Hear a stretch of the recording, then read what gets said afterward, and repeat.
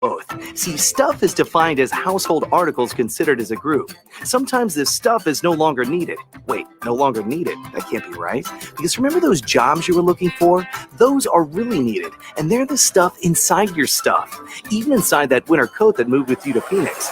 Our job is to unlock those jobs, and it starts when you donate your stuff to your local Goodwill.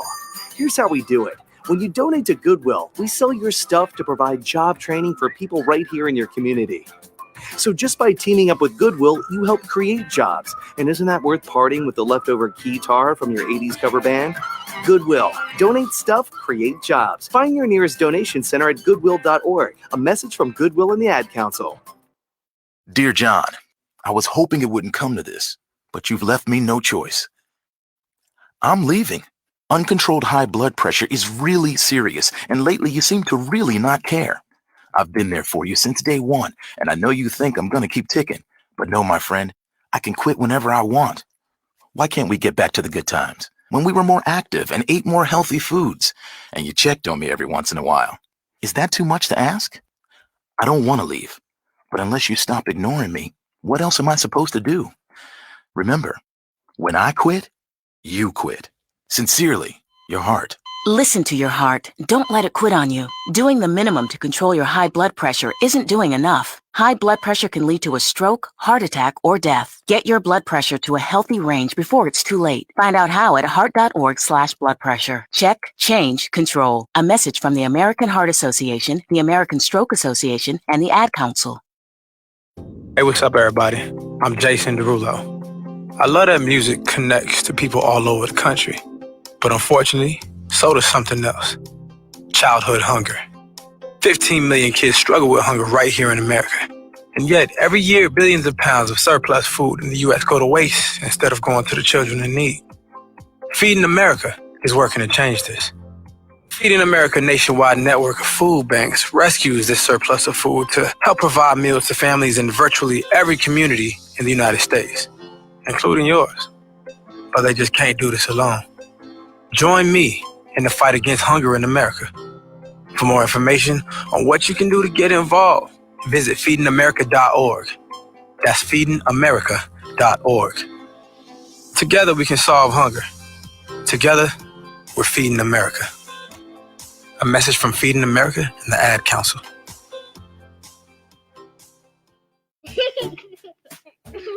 Hey everyone. Let's all stop what we're doing right now and take a moment. That felt good, huh? Just like that, we had a nice special sort of moment together. Of course, they don't all need to be quiet moments to be special. They could be loud moments, goofy moments, sporty moments, dorky moments. Moments where we talk or walk or just hang out. It doesn't really matter. They all count. Because every time dads like us take a moment like that to spend with our kids, well, it's pretty momentous.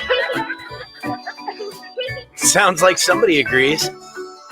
So let's take a moment to make a moment. Today, call 877-4DAD-411 or visit fatherhood.gov. Brought to you by the U.S. Department of Health and Human Services and the Ad Council. Music is a bridge between the material and the spiritual.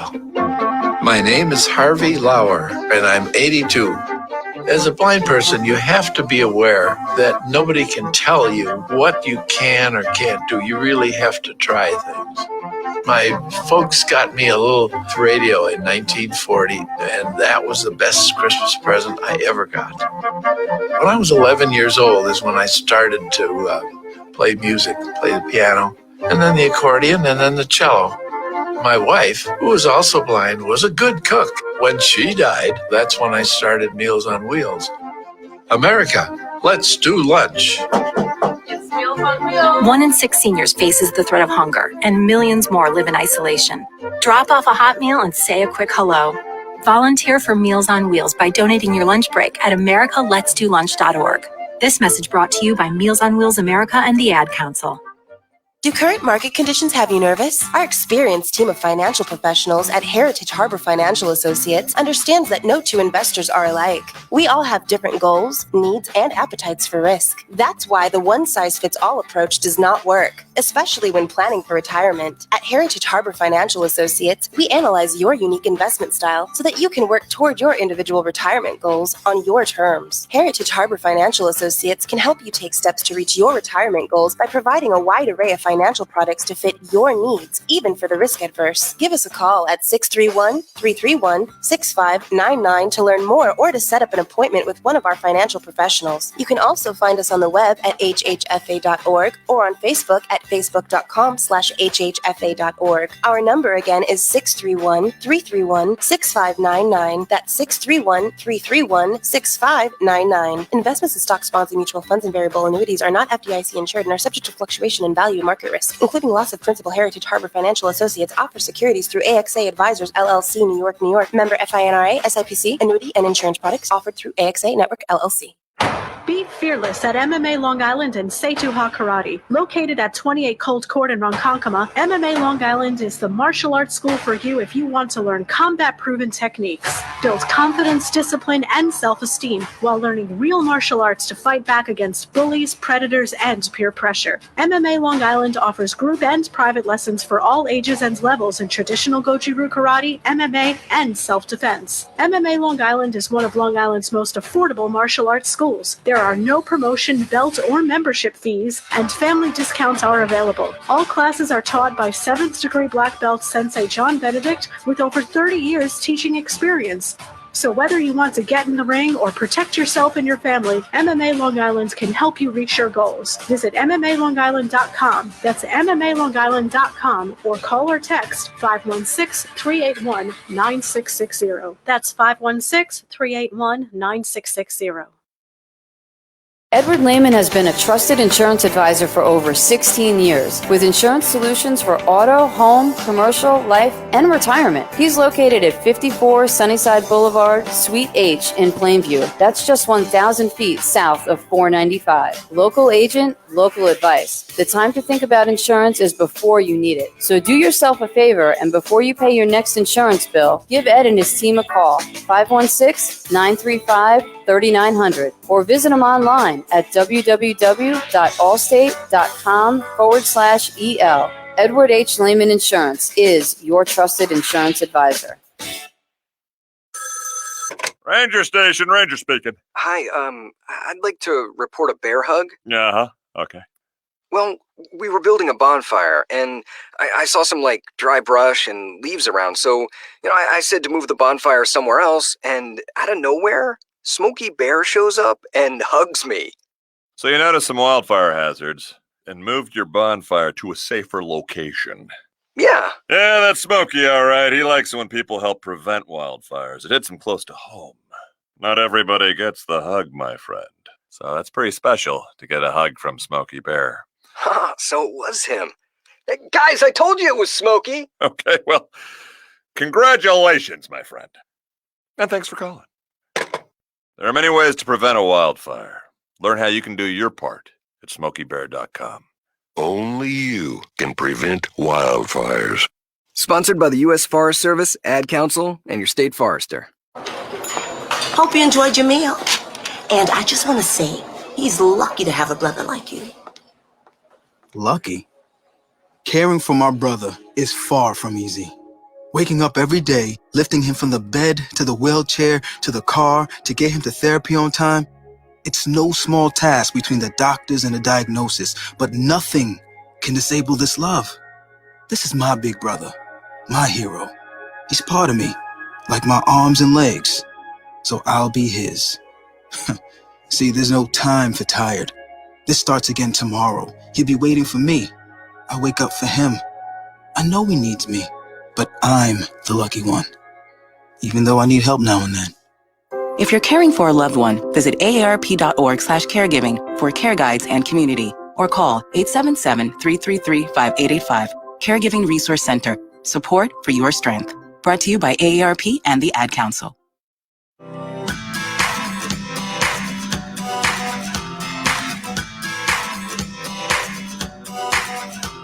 People People been saying to your friend, get a different face, and posting on their feed, they're super ugly. The things they say to them online are cruel and they're not true. So tell your friend, I'll stand up for you. Don't worry, I know what to do. Oh, tell the world I see with an emoji to stop the bullies. Know someone who's being bullied online? Send the witness emoji. It looks like an eye in a speech bubble, and it's in the symbol section near the clocks in your phone. You'll let the world know it isn't cool, and you'll let your friend know you care. Learn more about the witness emoji at eyewitnessbullying.org. Brought to you by the Ad Council. It's the Worldwide Sports Radio Network.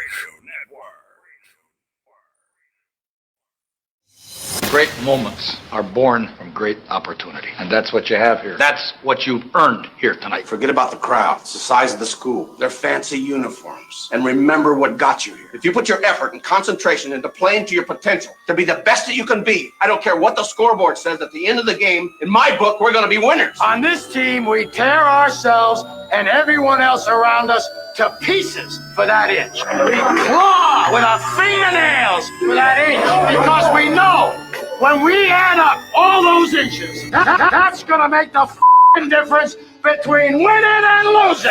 It's down to the wire with Errol Marks and Speedy Petey. Oh, Petey! Oh, Petey! On the Worldwide Sports Radio Network. Welcome to a new show of Down to the Wire. I'm your host, Errol Marks, my co-host, and utter crazy lunatic friend, Speedy Petey. Remember, you can listen to our show every single Monday and Wednesday, which below the mic is Wednesday. Every single Monday and Wednesday from 6 p.m. to 8 p.m. New York Eastern Time. You can call us at 600. Yes. Well, I'm not 600. 631-500-0548. Again, it is 631-500-0548. You can also go to our website at www.worldwidesportsradio.com, ladies and gentlemen. And also, you can go to our app. Well, how do you do that? Well, it's very simple. You could beat the hell out of Speedy and get it out from him. I love doing that. Or you can do this. I'm sure you do. I do. I love just absolutely harassing this kid right next to me. So if you guys want to harass somebody, listen to our show every single day. It's very easy to harass them. Anyways, if you want to download our app, and you should download our app, you go to iOS, which is Apple, WWSRN, or Android, Worldwide Sports Radio Network. Speedy, what's going on, man? I encourage everyone to download our app without physical violence, but here we are. Well, there's a lot of physical violence out there, and why not give it to the worst person of them all? That's Speedy Petey. Anyways, we have a great show lined up for you guys today. It's all content, no guests, which is always great. So you'll absolutely hear the debating and the argumental thoughts of the Big E and the Little C. That's what we call Little Speedy. But anyways, there's no C in my nickname. Well, so how does that make any sense? We call you Little C, just like we call Little Josh. Yeah, Little J. His name starts with J. Well, it's just a little bit of it just gives you some pizzazz. Why don't you call me Little P if you're going to do that? No, well, you do have a little P. Okay, so even more indicative in that case. Oh, Anthony LaRocca. Where is Filk? I don't know where he is. Filk? Why are you asking us where Filk is? We haven't seen Filk in over 2 years. He might be under the ice of Madison Square Garden, swimming or hoping that the Rangers will probably bring in Connor McDavid or somebody else. That would be nice, but that's gonna be Little a very Filk, big man. long shot. Well, there's a lot of long shots when it comes to Ranger fans, and Filk being one of them. Filk is all about his milk, right? Do you like milk? Yes, I like milk. Hold on. Before we get into the sports, do you like 2% or 1% or whole milk? What do you like? 1. Why do you like 1%? Does it taste like a cow's milk? Is that what you like? I don't know. I never drank milk straight from a cow. So you were about to say you've never drinking a milkshake. Is that what you're trying to say? No. Of course I've had a milkshake. Milkshakes are delicious. So you like whole milk milkshakes or 1% milkshakes? I don't know the difference in what they put in the milkshake. I prefer thicker milkshakes in terms of just. So you like it thick? In terms of just the milkshakes, yes. In terms of just drinking milk or putting milk in coffee or something like that, I prefer 1%. So you like thick milkshakes? That's what you're saying. Correct. Do you like banana thick, or Yes. do you like? Oh, so you like? I love banana. You milkshakes. like big bananas, right? I love banana milkshakes. So which one do banana you like? ice cream, banana do milkshakes. you like yeah. big bananas or small bananas? Well, the bananas in the milkshake. Do you like it curvy? That doesn't matter. I don't like a lot of it, like a lot of the banana chunk. Big banana. So you don't like them I like the chunky. flavoring of the banana ice cream more. Oh. I don't mind smaller banana chunks in a banana milkshake, but not large one where it consumes and like it's hard to drink with the milkshake, especially if it's thicker. Too. Well, so you like it thick, and you like bananas. Yes. So you like a banana thick milkshake. I like a thick banana milkshake, A thick banana ice banana cream milkshake. base. Okay. With Wonderful. you could have smaller banana chunks in there. Smaller banana Yes, chunks. I don't want it Okay, to consume the got it. milkshake and be not a primary flavor, but a flavor that would drown out a very good banana ice cream flavor. Oh, so let's just finish this up, and we'll go on to the sports. So you like thick banana milkshakes with a little bit of chunks of bananas inside of it, and what? Why do you like that? Because I love banana ice cream. So you like banana ice cream? Do you like banana splits? Yes. So what kind of bananas do you like to split in? You know, what do you like to put in your banana split? Ice cream that I like, just 3 scoops of any ice cream. Yeah, but do that you like sauce? Do you like chunks of peanuts? Yeah, I could do that. So you like the nuts? Hot fudge I could do. So you like nuts? I don't mind them. Not a lot of them. Kind of like the bananas. So you like banana and nuts? So would you banana nuts? Banana That's nuts. a whole different thing. But do you like banana nuts? That's what I'm asking. I don't mind them. Okay, so you like bananas in your nuts? What? Yeah, I'm just asking you. I don't mind them. Okay, so everybody, this guy, Speedy Petey, we call him Little C or Little P, whatever you want to call him. He likes his banana, his banana milkshakes with little banana chunks, and he likes 1% milk. And ladies and gentlemen, he loves his peanuts. So if you guys want to send him some nuts, just send him whatever what kind of nuts do you like? You like thick nuts? You like big nuts? You like big nuts? I like walnuts. You like walnuts? They're not bad. They're not my favorite. Okay. Let's get off the nuts because I'm getting a little nutty here. Anyways, Nice. I do want to get into the NBA, and yesterday was an absolute catastrophe. And I'm going to tell you why it was a catastrophe yesterday. I enjoy NBA weekend. I enjoy the NBA slam dunk competition with its own day. It's NBA 3-point contest. And obviously, what do they call that? I guess you could say the relay, what do they call that? Skills challenge. The skills challenge. Yeah. Okay. So here's the problem. All right. They put it all together in one day. Okay. And I understand that it's the COVID-19. I understand it was in Atlanta, and I understand that some of the players couldn't get down there until Saturday night, Sunday morning. Here's the problem with the NBA. And this is, they're trying to change the wheel. Okay. I watched the slam dunk contest. I didn't watch the All-Star game. The All-Star game was absolutely pathetic. Okay. I have no idea why they've completely changed the way the All-Star game is played. Meaning every single quarter, they're going from 0 to, if they're up 56-40, they go all the way back to 0 and start the game all over. How are you going to decide who is the winner and who is the loser? I don't understand. And then the slam dunk contest, okay? And this at the end of the second quarter, in the half, okay? I understand that you got to speed up the process. It was like 40 minutes, all right? 40 minutes, and these guys are sitting down. Now, let's say one of these guys pull a muscle, hurt a knee, hurt an ankle, hurt a toe, stick their toes up Speedy's ass. I have no idea. What happens if that happened? Because they were sitting too long.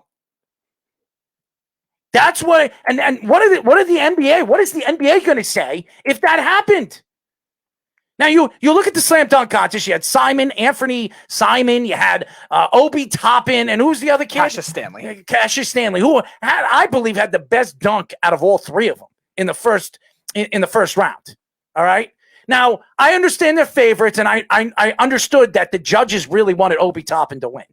Maybe because of who his father is. Maybe because Obi Toppin has got a sexy name. I have no idea why the judges wanted Obi Toppin to win. And I was rooting for Obi Toppin because he's a Knick, and I expected some unbelievable dunks. This dunk contest was one of the worst dunk contests I've ever seen. And the best dunk was the first round. I agree. It was really the best dunk. And everybody keeps talking about Anthony Simons' dunk. See, Anthony Simons' dunk, yes, he's 6'3". He's dunking. He's jumping up 15 feet in the air and dunking the ball. Great. All right. And he's got unbelievable hops. When you watch the dunking contest, you expect original dunks, unique dunks, new dunks. Did we see that yesterday? Did we, Speedy? Only besides the first dunk with Simons where he did the little... No, we've seen people do that all the time. They never taped that to the hoop. Right? Absolutely, we've seen it, yes. I don't remember that, okay. Yes, we've seen that. Okay. Dwight Howard did that. We've seen that. We saw somebody, Dwight Howard, put up a hoop 15 feet in the air and dunked the ball. Yeah, he extended the height of the hoop. I thought it meant the new hoop from that angle. There was nothing original about any of these dunks. Only the angle. That was the only difference. Because normally they approach it from the court. He approached it from the baseline, like behind the court, which was a little different than we normally see. And by the way, Carl's saying nobody even knew who Anthony Simons is. And by the way, I didn't even know who Anthony Simon was. I didn't know he could jump that high. Okay, because he's really not a dunker in the NBA. He's more of a shooter. He only had 2 dunks all year. He's more of a shooter. Right. So I didn't know who he was, but I tell you this, I understand what the NBA is trying to do. They're trying to reinvent the wheel. And when you watch the NBA skills competition, you want to see something amazing. There was nothing amazing about Sunday's skills competition, slam dunk contest, and three-point contest. We saw 3-point shooters that wouldn't be in a 3-point contest if it was on Saturday. Okay, let's be honest. Jaylen Brown, he's a 3-point shooter. Come on. All right. Conley, is he a real 3-point shooter? The answer is no. I mean, Donovan Mitchell, he's a good 3-point shooter. Does he fit in the NBA 3-point contest? No. Okay. And the only person that really fit there was Steph Curry. You know why Steph Curry was the only 3-point shooter in that? Because they wanted Steph Curry to win. There was no challenge there. The NBA didn't give Steph Curry a challenge. Everybody and their mother knew Steph Curry was going to win the 3-point contest. I mean, I could have been blindfolded and would have picked Steph Curry to win the 3-point contest. I was seeing a lot of different reactions on Twitter. Like they should make Steph Curry shoot with one hand. They should make Steph Curry shoot lefty. It was pathetic. Yeah, right. It was absolutely pathetic. And the NBA is trying to sell that to the public, trying to sell that to all the people that are sitting down expecting something unique. There was nothing unique about the All-Star weekend. Well, every All-Star game is going to have that kind of competition, no matter that kind of issue with the competition, no matter what sport it is, just because we're seeing players, again, drop out of it because of their injury. They're worried about the injuries. We're seeing players, again, want to have it in baseball, the controversy, does the home run derby mess up your swing, stuff like that.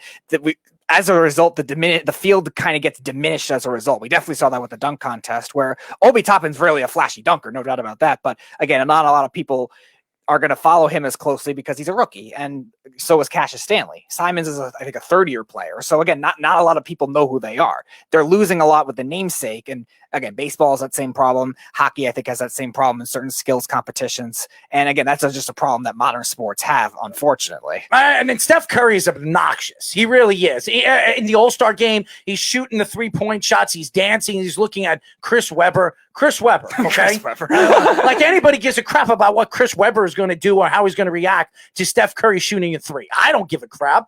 And I want to give a shout out to the Greek Freak because to me, he was the only one that actually was playing in the game. He was the only one that actually wanted to play because it seemed like, and I in the All-Star game, in the old All-Star games when Michael Jordan played, if anybody, Larry Bird, Magic Johnson, even Kareem Abdul-Jabbar, all these All-Star games, you remember that these guys were competing to win. The Western Conference always wanted to beat the East, and the East wanted to beat the West. It was always a competitive game. Why is it that this game now is a waste of space? They shouldn't even have an All-Star game anymore, just like the NFL shouldn't have a Pro Bowl anymore. It's ridiculous. It is ridiculous. And to me, it was absolutely lame what the NBA did on, I guess you could call that NBA All-Star weekend. because it wasn't an All-Star weekend. They shouldn't have had the All-Star game, especially with COVID-19. There were no fans in the audience. They had these virtual fans, which was ridiculous. And to me, there's no need for it. It was no need for it. And you expect, what do you look forward to All-Star weekend? What does everybody look forward to NBA All-Star weekend? The three-point competition and the slam dunk competition. And what did we see? An absolute disgrace of the NBA for NBA All-Star weekend. Steph Curry with no challenge. Obi Toppin was the favorite, and you could see that he was a favorite because, to me, he had the weakest dunks. He had the weakest dunks, and you're talking to a Knicks fan and who loves Obi Toppin. His first one was nice, but beyond that, he bounced the ball, he caught the ball in the air, and he dunked it. Through his legs. Bouncing it through your legs is hard. Yeah, it was the most unique dunk he had the whole time. That was like I said, that was the only one that was really. It was nothing impressive. It's nothing we haven't seen before. Well, I'm not denying that. I'm just saying it's still hard. Anthony LaRocca says the NBA All-Star game sucked more than Ashley Sarge cameo on Blue Bloods. Shots fired. What a return to the comments section. Ashley, man, I will say this. Ashley Sarge has been on more movies and more TV shows than I guess you could say Samuel L. Jackson. I mean, that guy's in more movies, more TV shows, more commercials. I mean, and you can't miss him. I mean, you can't miss an old guy with a peg leg. Well, of course, he's in more cameos. That'll probably be his peak. love you, Ashley. That's his peak. But it was an absolute disgrace for the NBA. But Ethan Lamb, that stuff. There's we don't know. We don't know, Anthony.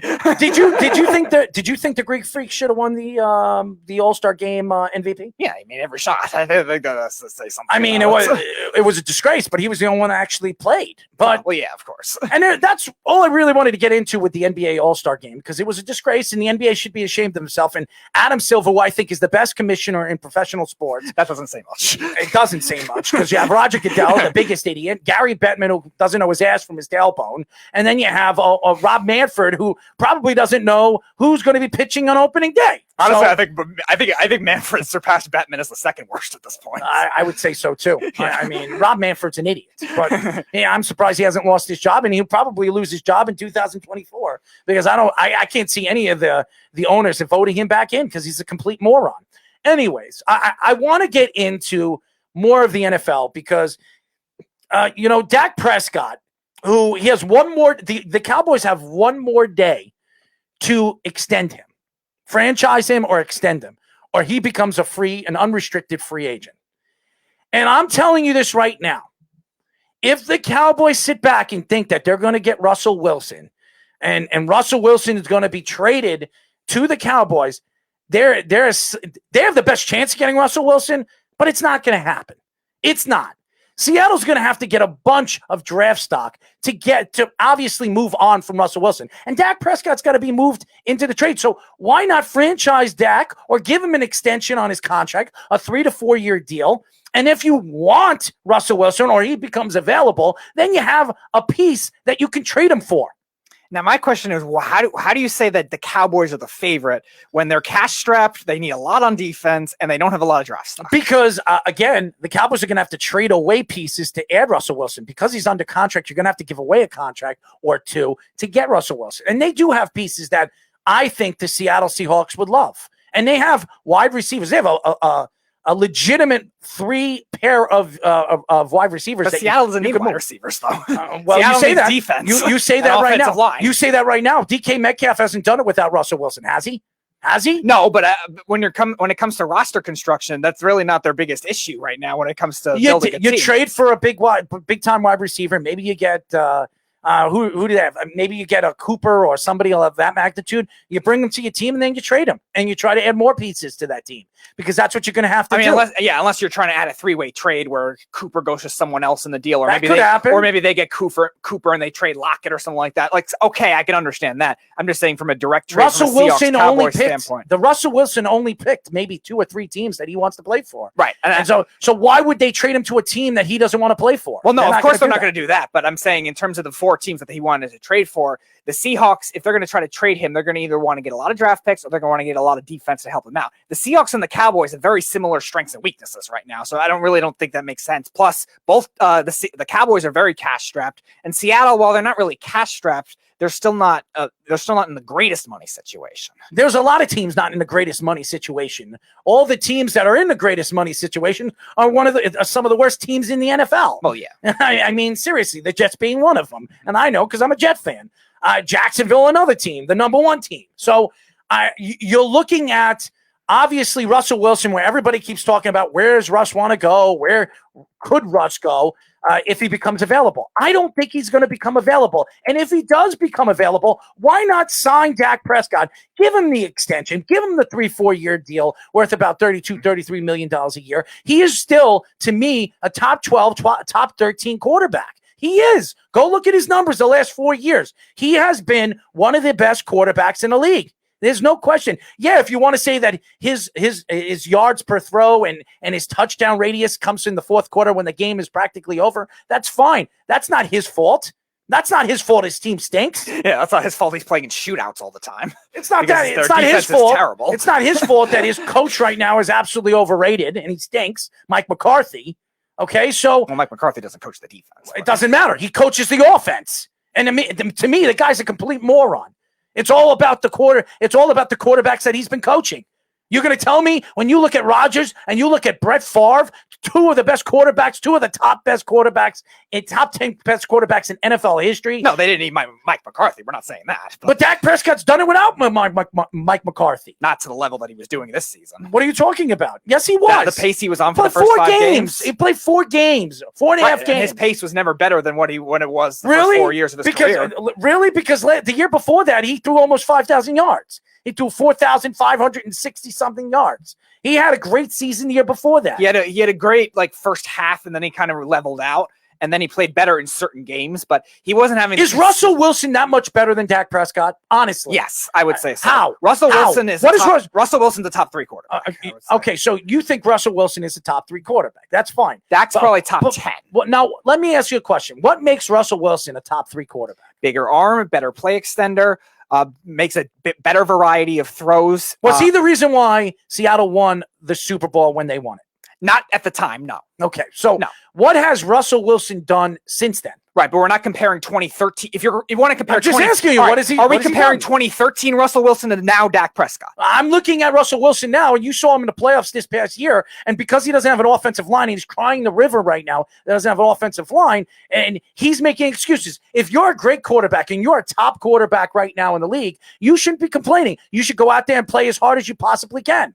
Yeah, I'm not denying that. I'm just asking you if you're comparing 2013 Russell Wilson to now Dak Prescott, or now Dak Prescott to now Russell Wilson. Now, and by the way, debates. John is saying right now that Dak, I like Dak, but Wilson certainly is on another level. That's fine, and that's everybody's opinion. My opinion is when I watch all these quarterbacks play, Russell Wilson has not done it without a top defense. He hasn't. He hasn't done it himself. His offensive game, and everybody's looked at what they did this year offensively, especially in the first half of the season, and then going into the second half, how they completely died down in their offensive game, maybe because of the offensive line, maybe because of certain weaknesses in their defense.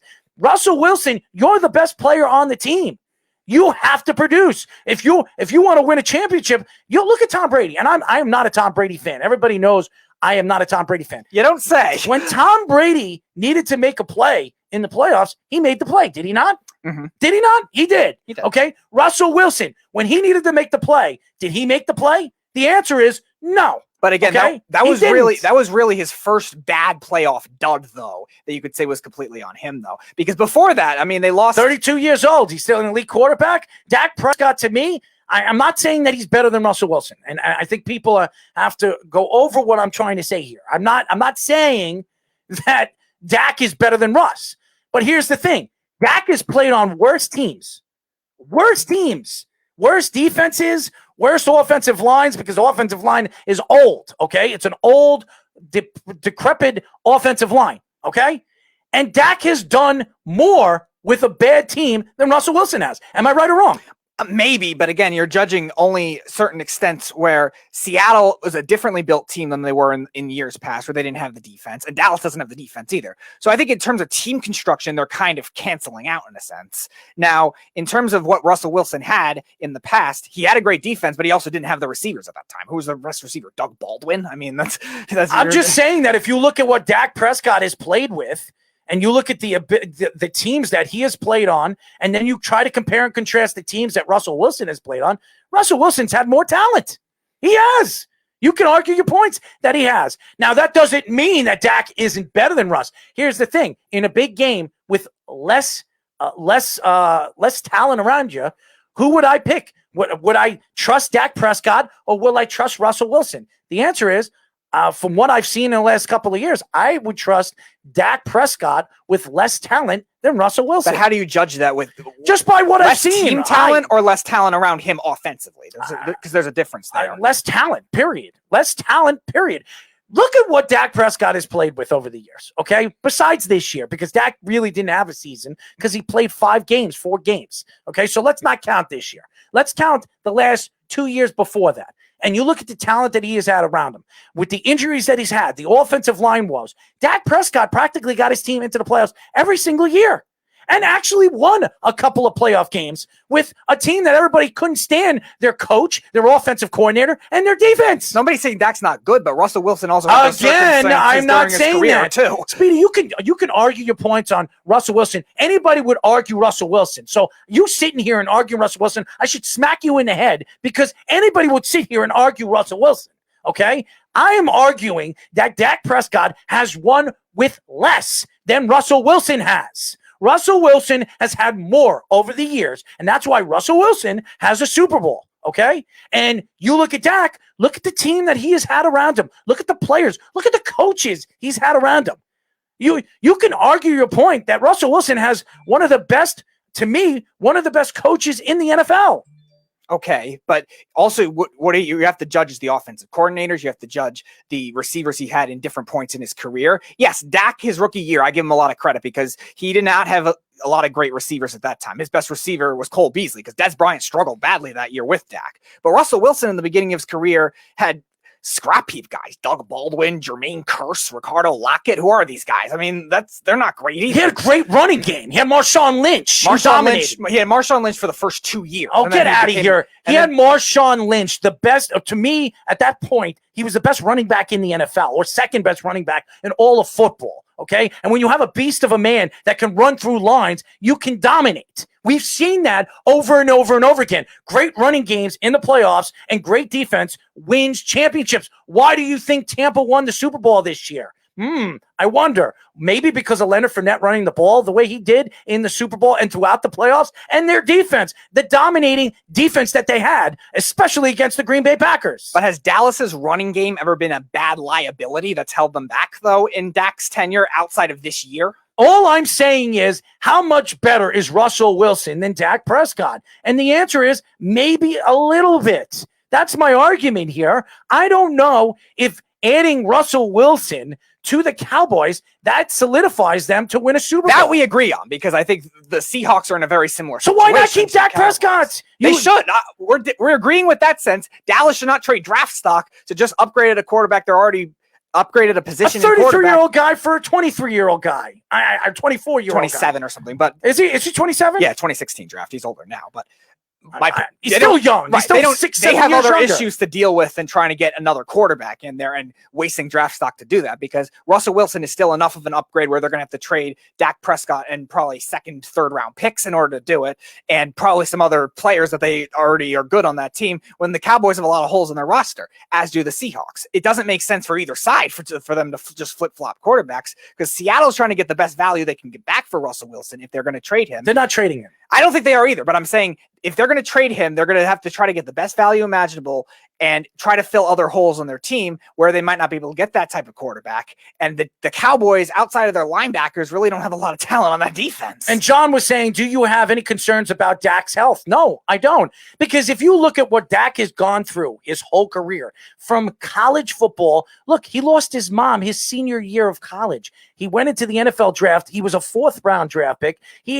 Tony Romo got hurt in the preseason. He took over for Tony Romo, where everybody thought he wasn't an NFL starting quarterback. Absolutely blew past some of the rookie quarterbacks that came out of that class, the Jared Goffs in the world and the Carson Wentz. He played just as well as any of those guys his first season. And then he lost his brother this past year, hanging himself.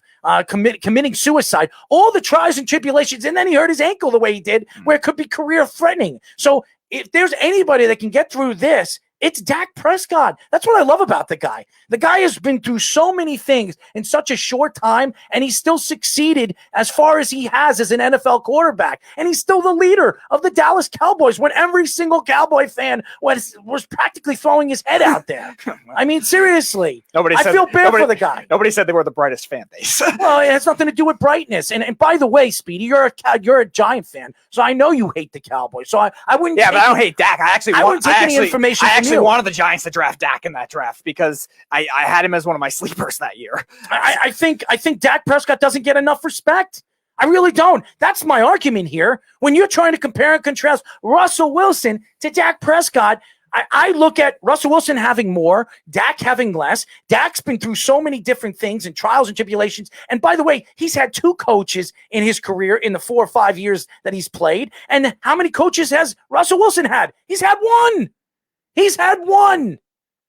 That's the difference. But how many offensive coordinators has he had? It doesn't matter. It doesn't really matter. They're running the same offense. They've run the same offense. Not really. Except last year. Yeah, I was going to say, I don't think they've really run the That's same why they offense. fired him. Yeah, Darrell Bevell for the first, I think, 4 years he was there, was their offensive coordinator, and they were very similar in that. And then 2017, they had all the running back injuries, so they kind of stopped running the ball that year. Then it went back to that in other certain years, 2018 with that. So it's kind of flip-flopped the types of offenses that they've run. But again, Russell Wilson has been kind of comfortable in both. Whether he's the big guy or not is another question, because you're right. At the beginning of his career, probably the first 3 years of his career, he wasn't really that guy. He was a above-average, decent quarterback that wasn't elite and was good enough for what the Seahawks had, running and defense. Then 2015 started to peak, and that's where he started to enter that elite quarterback conversation, because he was carrying him a lot with all the defensive injuries they had and the injuries to Lynch that year, and they had all those rotation of different backups. That's when we started to see. So the team identity didn't change completely, but it started to change, and now it's completely changed where he's the offense and the defense is terrible. And that's why I'm arguing. I'm sticking up for Dak Prescott, because the Cowboys should give him what he wants. I don't think he's worth $40 million, and I wouldn't pay Dak Prescott $40 million. 35, 34 and a half, I'd give him that money. Dak Prescott is absolutely worth it. And the Cowboys looking for another quarterback and trying to fish for Russell Wilson. Listen, you could keep fishing. If you want to look for a catfish, go right ahead. You're not going to find them, okay? It's not going to happen. Unless the Cowboys want to trade away practically half their team and half their draft stock, it's not going to happen. And is Dak Prescott that much worse than Russell Wilson to give up that draft stock? And the answer and my argument is no. You're already cashed up as you're is. Just pay what you have and try to rebuild the other things that you need, because there are more issues on this team than you probably would have thought at the end of last year. Even with the good draft that they had, we both said that Dallas had one of the best drafts in 2020. Absolutely. Still, there were a lot more holes on this team than a lot of people realize. So why are you trying to trade that more? You're cash strapped as it is. Just kind of surrender that. And I said the same thing about the Rams with Matthew Stafford. You kind of surrender that part of it and still try to build in those other areas. And the Cowboys, as we know, have a lot more holes than the Rams do. And Anthony was saying chances that Josh Allen can win the MVP next season. There's a lot of chances. Very good chance. First of all, Josh Allen, and my arguments to some of these young quarterbacks that have come into the league, and Josh Allen in that draft class, some people would say, besides Lamar Jackson, was the worst quarterback in that draft class. People loved Baker Mayfield. People loved Sam Darnold. People loved Josh Rosen. Nobody really spoke about Josh Allen except the fact that he has a great arm. He's inconsistent. Josh Allen in the last couple of years has really emerged to be the best quarterback in that draft class. And you could talk about Lamar Jackson winning the MVP and doing what he has done as well as he has done. He really did it on a better team. When you look at Buffalo, they were more known for their defense, not their offense. And Josh Allen has really brought back that offensive style of game from the Jim Kellys of the world, from those Buffalo Bills in the 90s when they were more of an offensive team and they were a good defensive team. So I talk. When you look at some of the quarterbacks that have come into the league in the last couple of years, and you try to compare and contrast the Burrows of the world, the Darnolds of the world, the Jacksons of the world, and to me, the NFL is set up very, very well with some of these young quarterbacks because they really stand out. Josh Allen, to me, has stood out of all of them. He really has. And the great thing about Josh Allen is there's so much room for improvement. There is. And he now he has a number one wide receiver. He's got weapons all over the field. He doesn't have a running game, and that's something that Buffalo needs to look for in the draft this year. That is so imperative to find themselves a number one running back. And there's quite a few of them that you can find in the later rounds. You don't have to draft them in the first or second round. And I doubt they will because they've done that in the previous drafts anyway. I think they're trying to look for who could be that other guy to complement what they need because they drafted running backs in the third round and the second round in recent drafts. But yeah, maybe just an all-around run game, they need something to platoon it more, or maybe they need the concepts to change of Brian Dable, who will be returning for a third year because he didn't get a head coaching job. Which I was very surprised about. Especially with a lot of the weird hires that happened. Yeah. So maybe that's something, maybe he wasn't used to coaching with Zach Moss, or maybe they just tried to coach Singletary the same way. Because I think they're both talented running backs. They just need to be coached the right way. And also I think maybe because Josh Allen had that really kind of surprising hot start, maybe they stopped running the ball too. Well, and also he runs the ball too much. I will say this. Oh, he was their leading rusher in like 5 different games this year. They need to protect him more. He should not be running the ball as much as he does, especially in the open field. He gets hit a lot. And I know he's a big guy. I know he's fast. I know he's strong, and he has the ability to use his legs. When you have a franchise quarterback and you know that kid is going to give you the best chance to win a Super Bowl in the near future, a team that hasn't won a Super Bowl, I don't remember. They never have won a Super Bowl. They only lost the 4 straight. To me, you need Josh Allen to stay healthy, and you need Josh Allen to be on the field. And him running the ball the way he does, it puts him in harm's way. So as good as he is and how dynamic he is on the field running the ball, the Buffalo Bills need to protect him. They do. They have one of the best offensive lines in football. They do. And from an offensive line 3-4 years ago, it was one of the worst, becoming one of the best offensive lines in football, maybe because of the whole Rex Ryan era, and Rex Ryan didn't really build around the offensive line. It was all about defense. And you see, a lot of those Rex Ryan players are gone. They're no longer. A lot of the players that were good before Rex Ryan got ruined by him too. So. Yeah, so, I mean, Buffalo is a completely different organization, a different owner, different everything. So, again, I look at, Josh Allen. Josh Allen is going to be a dynamic player. He's a great player. And to me, he will be an MVP candidate next year if he can stay healthy. The guy, over the last couple of years, did you see how many times he got hit in the playoffs? Mm-hmm. I mean, he got tortured.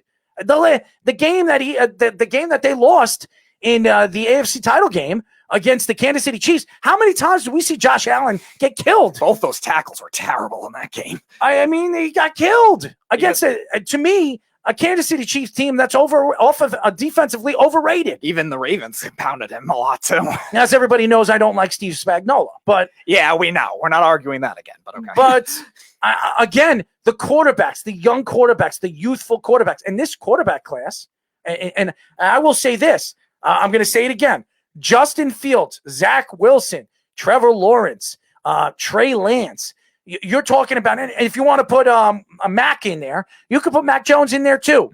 But I don't know if Mac Jones, his game is going to fit the NFL game. Yeah, he's only played for 1 year too. So tough to tell. He's big, he's strong. He can throw the ball. He's very accurate. He can't move inside and out of the pocket. He's a pocket-present quarterback. And pocket-present quarterbacks, as we've known over the last couple of years, they're not successful anymore in the game the way the game is played now. So and people bash Tua for having all the receiving talent around him. He had that same thing this year. And he's not even a pocket-present quarterback. He's a guy that's a mobile quarterback. And he's got to be more in the pocket now because of his hip. So you talk about this class is going to be the better class out of the next 2 years easily of quarterback classes. So that's why, being that the Jets are sitting at 2 and Miami's sitting at 3, teams are talking to the Jets and talking to Miami on trying to move up for those picks because you're probably not going to find a quarterback in the next 2 years after this class. Mm-hmm. So That's why this class is so important, and that's why people are jumping on the quarterbacks in this class. And that's why when you look at Dak Prescott, you have a franchise quarterback now. The Cowboys have one, and they're sitting back and they're playing games. And if tomorrow they don't sign him to an extension, he becomes an unrestricted free agent. Plus, the Cowboys just love to just get the drama going. So too. stupid. I don't understand the Classic Cowboys Jerry Jones. and the Cowboy fans on what they're doing here. Well, they have their own. Doesn't make any drama, sense. It doesn't make any sense. This is crazy. And again, the free agent class. When you talk about the quarterbacks, there's so many quarterbacks moving in different positions and different places now. You talk about Deshaun Watson. I believe Deshaun Watson will be traded before the draft. I do believe he will be traded.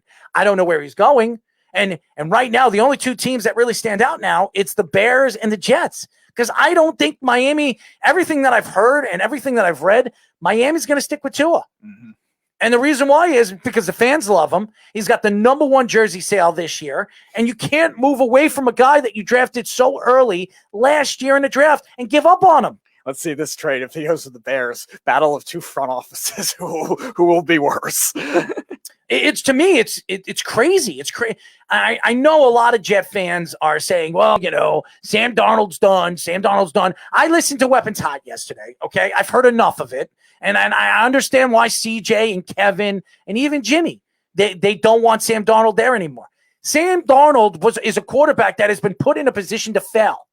And there are a lot of quarterbacks over the years. Joe Burrows. You know why Joe Burrows got hurt last year? Joe Burrows got hurt because they didn't protect him. They didn't build around him. You brought a quarterback in and you didn't go into free agency with all the money that you had and tried to maneuver players or bring players in the draft that could protect your star quarterback. Yeah, they have enough receivers. They just need everything else. And a lot of that is the offensive line, especially because you had a young rookie in Jonah Williams who was his first year back from bad injury. He didn't look good in the beginning of the season. Then he got better. Their interior is okay, but it's not great. And yeah, Joe Mixon was hurt a lot of the year. They didn't have much of a run game. Yeah, that's a big problem. And again, Darnold's been in those kinds of circumstances too.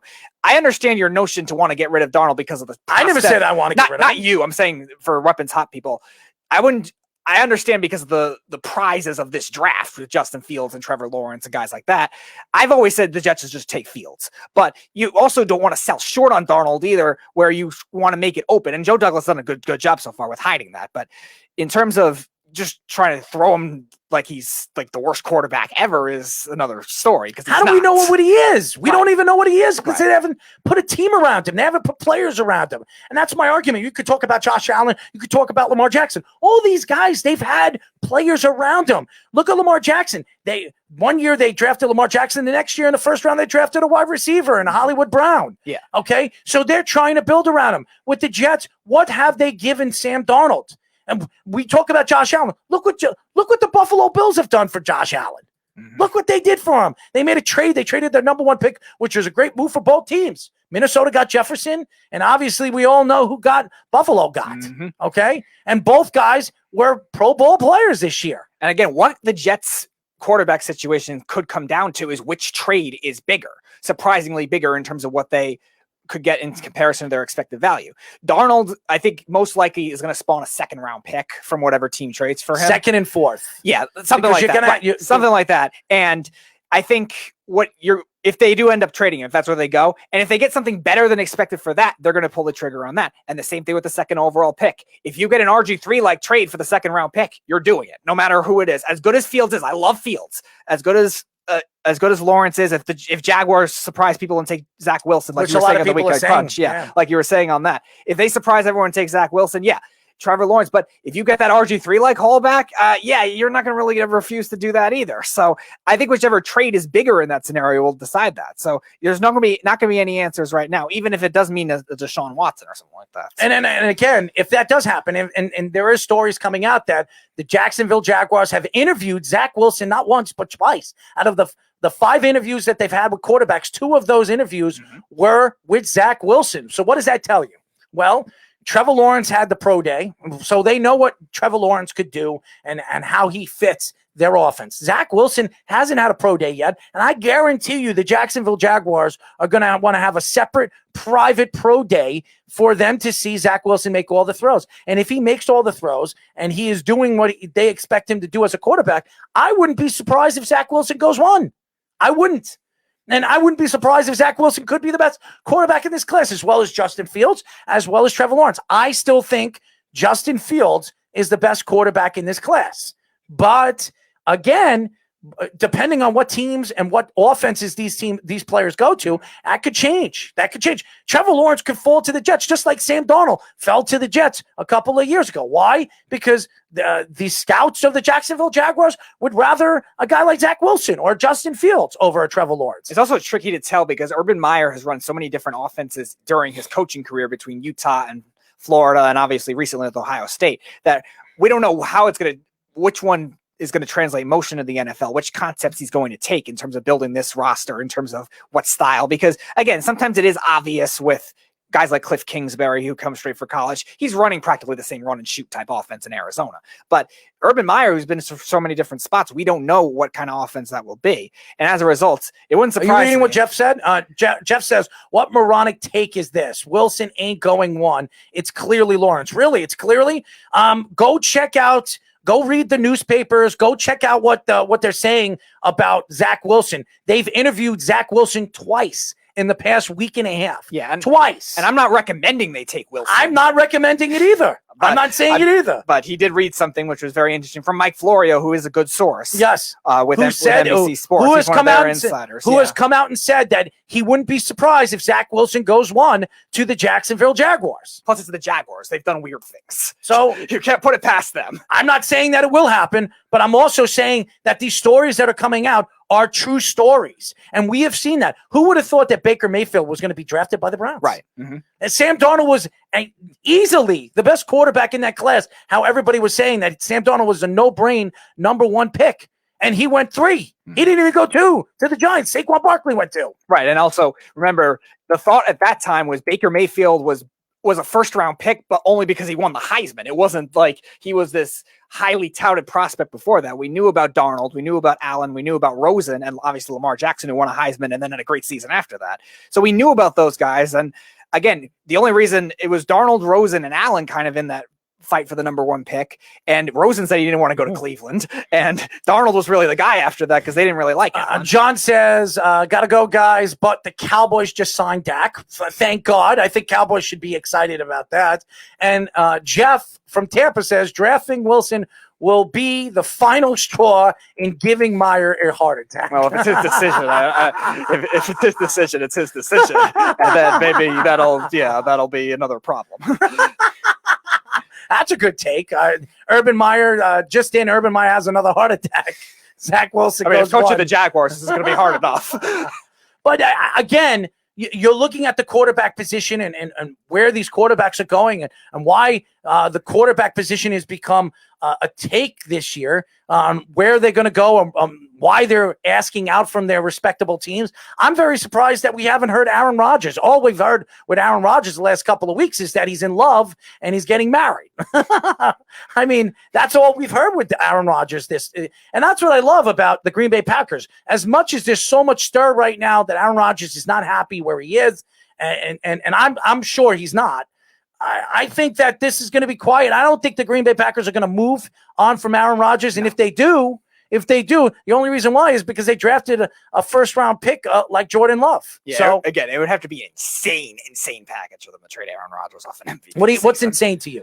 It would have to be something minimum, probably 4 first-round picks. 4 first-round picks for a 36-year-old? Off an MVP season? Oh, give me a break. Like, they're going to sell as high as possible. 36-year-old. They're going to sell as high as possible is my thinking of what they are, because they're a loyal team to Aaron Rodgers. First-round I wouldn't either. I'm saying that's what I think they're going to think.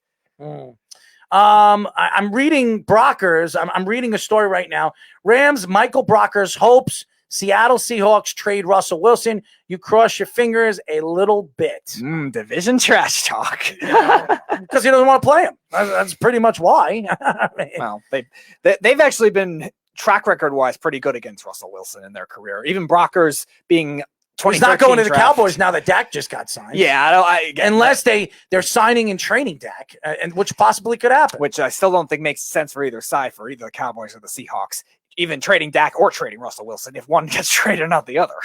It's so interesting with the free agency market about to open up. I think in the next couple of weeks. I think next 2 I think weeks. it's either next week or the week after. Yeah, next 2-3 weeks, the NFL free agency market opens up. You're going to see a lot of these players come off the board really, really early. It's going to be very interesting on where some of these teams are going to go as far as the offensive line help. There's a lot of good offensive linemen that are going to be available this offseason.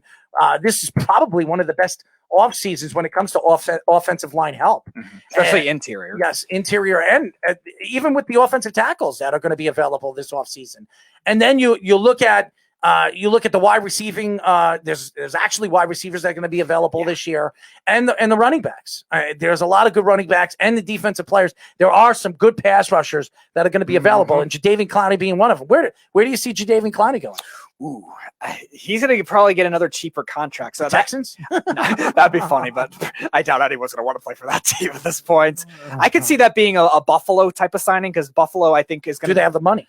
Yeah, I think they're not badly cash strapped, the Buffalo, because their team's mostly young, and I don't think Clowney's going to get a lot because he didn't have a great year. So I think he's going to be kind of that second type pass rusher where they complement him with maybe a veteran type guy. Because Buffalo, I think, is going to want to go for the veteran leadership too. I see you're laughing at Jeff. Breaking news: the Cowboys signed Dak, causing the beef to beat it fiercely.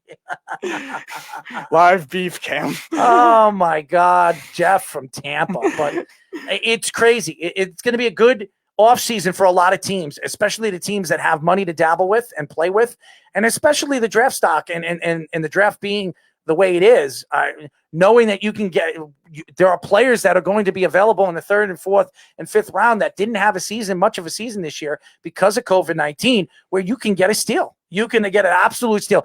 I would hold off. If I was a team with a lot of money, I would hold off until the draft. I would, because you would see their deficiencies on what you need, get them in the draft, and whoever you couldn't get or land, you get them in free agency. It depends on the position, because the edge rusher is the biggest difference in terms of discrepancy of what's great in free agency and what's great in the draft. The linebackers are kind of the same thing, where there's not really great ones except for the top heavy end of it. Corners are an interesting one in terms of the difference. There's supposed to be some good corners in this draft, so maybe that's one they could hold out for. You like Boyd? I know you like Boyd. J.C. Horn is the one I like. I also like Caleb Farley from Virginia Tech. How about the kid from Alabama? He's 3rd on my list. I don't think he's as good as a lot of people are saying he is, but I still think he'll be decent. He's going to the Cowboys. I could see that. Because they got Trayvon Diggs. Yeah, I could see that, kind of reuniting the two Alabama corners. That makes a lot of sense. So, yeah, in terms of the corner depth in this draft, I think it could be deeper. In terms of the corner depth in free agency, there's a couple of veteran names, but I don't know how good they're going to be in terms of what they used to be. Guys like Patrick Peterson, Richard Sherman, like that. Oh, Jeff, Dak will make enough money to purchase Alex Smith's good leg to help him with his recovery. Wow. Okay, Jeff. I think I do believe Surtain will be great too. I do too. I don't know where he's going. I do believe that the Cowboys will be gunning for him. On a lot of draft boards, I've seen the Cowboys draft him. So because of him with Diggs too, it makes a lot of sense. Well, also some people think that he's the best corner in this draft class. He could be. I'm not denying that. He was the captain of the team. He was the captain of the defense. So, and he was one of the main reasons why Alabama's defense was as good as it was this year was because of him. So he had a fantastic season this year for Alabama and the Crimson Tide. But the draft class is going to be very intriguing, very interesting. What stands out? Do you see anything happening before the draft that will really stick out? Do you see Russell Wilson getting traded? Do you see something happening from one of these teams where there's going to be a big trade that could really solidify one of these teams to be a Super Bowl contender? Russell Wilson, I don't think will be traded, because I think Seattle's going to do everything they can to be stingy. Except for the Jamal Adams trade. John Schneider's been notoriously stingy throughout his career. In terms of a big splash, I've mentioned the 49ers a lot, so I'll stay off of them for a while. But I think you could definitely see some other fringe type playoff teams. I could see maybe a drastic thing with the Falcons, because they're very cash strapped. Maybe trying to move Matt Ryan.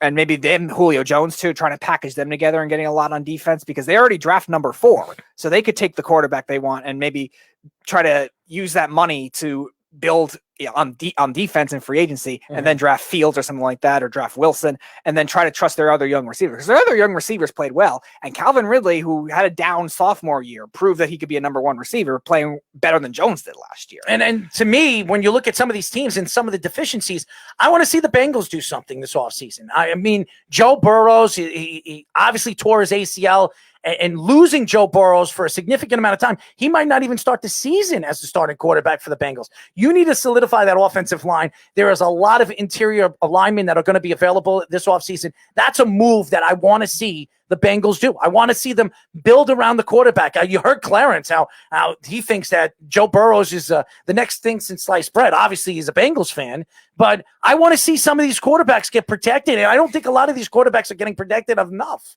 So, by the way, John Ferris says the Cowboys and Prescott agreed to a deal. We just said that. So, what is the deal? I want to see the deal. So, I'll look that up. Speedy, I'll read Jimmy's comments in the meantime. I think Russ Wilson will be traded. That situation is getting worse, and Seattle might want to get back into the first round of this draft. Yes, I think they should explore all options. I'm judging the track record of John Schneider and the way they draft, because they draft notoriously weird. No doubt about that. Their first round picks are a lot of teams day 2 and day 3 picks are their first round picks. But again, at the same time, Russell Wilson has carried that load for years with, like I said, scrap heap receivers, where I don't know how much value they're going to end up getting. And like Errol mentioned, he's a 32-year-old quarterback. So how much value is he really going to get? Granted, he's a great quarterback, but how much value is going to be get in comparison to what you need and what you're expected to get from him? I wouldn't trade him just for 2 first-round picks if that's what it takes, because the Seahawks need so much as it is. They should explore everything in free agency first before they're dealing with that. Adam Scheffner says the Cowboys are giving Dak Prescott a 4-year deal worth $160 million, including a record $126 million guaranteed, sources tell ESPN. First 3 years average $42 million per year. That's a lot of money. So you're right. We were right. It was $40 million. Yeah, it's a lot of money. That's a lot. I think he deserves it. I think the kid, for all the trials and tribulations he has, is he an elite quarterback? The answer is no. There's only 4. I would say there's 4 quarterbacks that are elite in the NFL right now. We know Deshaun Watson is. If you want to put Russell Wilson there, that's fine. You can put Russell. But obviously, we know about Mahomes, him being in there. And if you want to put Josh Allen there as elite, or Lamar Jackson, I wouldn't say Lamar Jackson's elite. I think he's a second tier. Yeah. Josh Allen, if you want to put him there as elite, I would put him there. Also, Tom Brady, he's still an elite. He's still an elite quarterback, as far as I'm concerned. Numbers don't stick out that he is an elite quarterback. Jimmy Jardine, go ahead, read what Jimmy says. I think they could trade Wilson to somebody like Washington or Philadelphia. Yes, Washington, that's interesting. Washington actually makes a lot of sense, because the Seahawks need defense. Washington's got a lot of young defense, and a lot of young defense that didn't even get to play this year with their linebacker depth that are still decent players. Now, granted, the Seahawks need more secondary help than they need linebackers, but they definitely, that's an interesting one, Jimmy.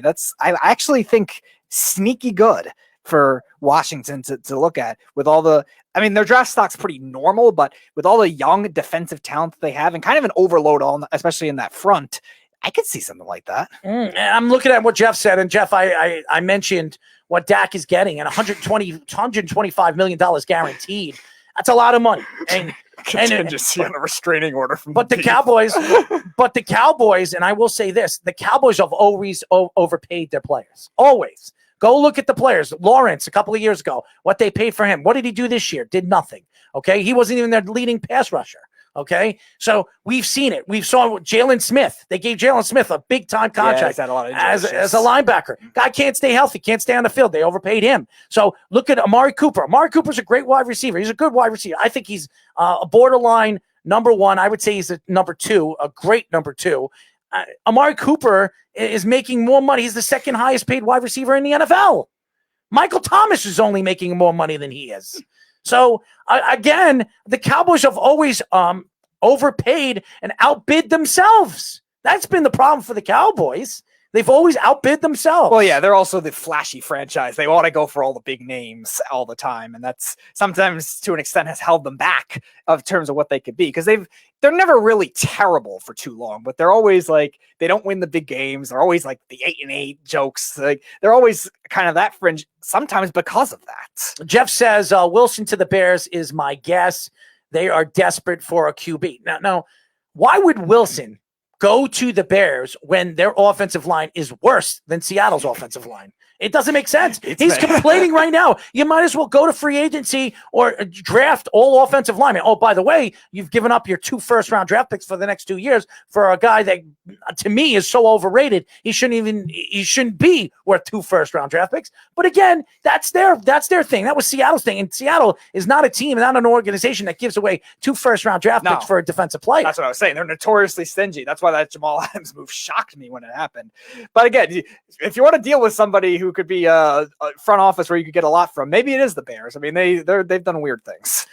Jimmy Jardine says Bears could be good too, and that was already approved by Wilson. Well, here's the thing. Wilson could approve. Why would Wilson want to go to the Bears? Yeah, I don't get that. That doesn't make any sense. None of it. And why did he approve that? Why would you leave Seattle when Seattle's a better all-around team than the Bears?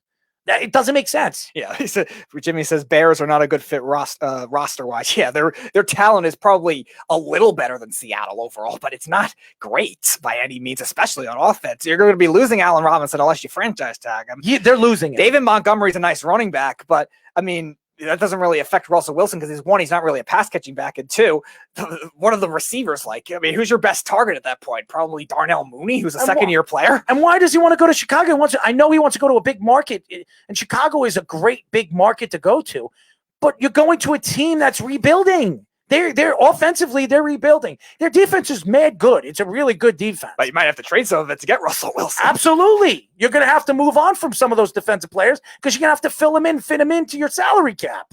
And it doesn't make any sense. I'll say this. If Seattle is going to deal with the Chicago Bears, Seattle should be pushing hard for Kyle Fuller to start. And I don't know if you're going to want to trade that because he's been a very good corner. And then you have to deal with maybe Roquan Smith and then maybe some draft picks after that. Because remember, Chicago doesn't have a lot of draft picks either from the Khalil Mack trade. What about the Saints? Russell Wilson would fit like a glove with the Saints. The Saints have draft stock. The Saints have pieces that you can move. Why not the Saints? He did mention the Saints that he would go and play over there. The Saints are a perfect fit for Russell Wilson. Small quarterback that could throw, great arm, a.k.a. Drew Brees-esque. I mean, he would fit like a glove over there with Michael Thomas and the weapons that they have over there. I could see the Saints for the reason of they have a lot of different younger offensive linemen where they can afford to trade that depth for one. They have young defensive pieces that Seattle's going to want. They've got a lot of pieces. Yeah, and especially if they re-sign Hendrickson for a 3-year deal, then maybe they can include him in the trade. Cameron Jordan's probably too old where they're not going to want him, but you got Marcus Davenport, you got David Onyemata on that line, and then you got their secondary with Marcus Williams and Marshawn Lattimore. Maybe they can include in that deal. There's a lot of different combinations. And Jimmy was saying the Saints are a good fit, except they can't afford them. Yes, they can. They got to move pieces, and you're going to have to give up pieces to get somebody like Russell Wilson. Not draft stock because you don't have enough of it. The Saints don't have big drafts. I mean, they're drafting almost 30, 28, 20 something, 28, 27. Yeah. Even though it's still a first round draft pick, I can't see them doing that. I could see the Saints giving away pieces, defensive players that you overpaid, where you can bring in a Russell Wilson, where you're still less strap heavy when it comes to the defensive players that you have. Yeah, so, Jimmy says that the Saints are still negative 47 in salary cap. That would also be getting Brees off, though, too. That would push it probably down to 20-something. Mm-hmm. And then, again, you make other cuts with veterans that you don't need at that point. I mean, they have some offensive linemen that are probably expendable. Definitely some defensive pieces because of the young depth that they have that can be expendable at that point. So it's doable. And if the Saints could push enough draft picks out there, because, again, they've drafted well, and 2, they have enough of their roster filled where they don't need much. Maybe corner depth, maybe receiver depth, but that's really it. To me, it's crazy. When you look at the offseason and what could happen this offseason, Drew Brees is not coming back. Anybody that thinks that Drew Brees is coming back, you're on drugs. He's not coming back. He's got a huge, lucrative contract with Channel 4 to take over Chris Collinsworth's job. God.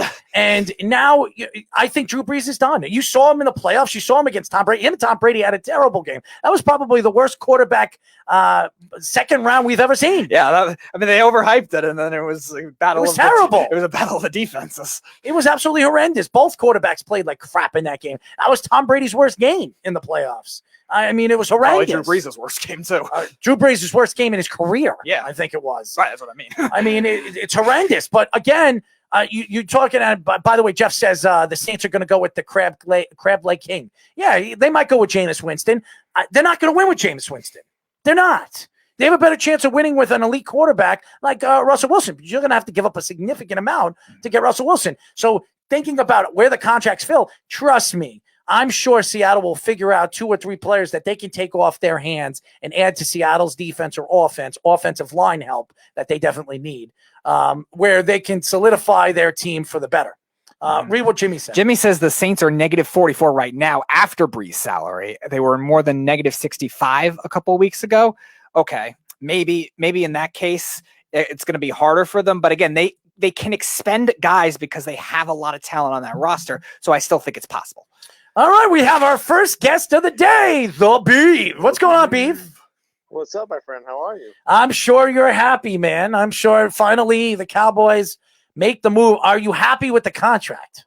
I didn't even see it because I said I'm at my grandma's house celebrating her 83rd birthday. Happy birthday to Granny. How's she feeling? She's good. Good. That's great. Grandma who had heart surgery. She's here drinking beer. And Drinking beer, Granny. 83 years old, and she's drinking some beer. Look at that. I think the beer or liquor. I don't know, something. I don't know. Granny's trying to get drunk.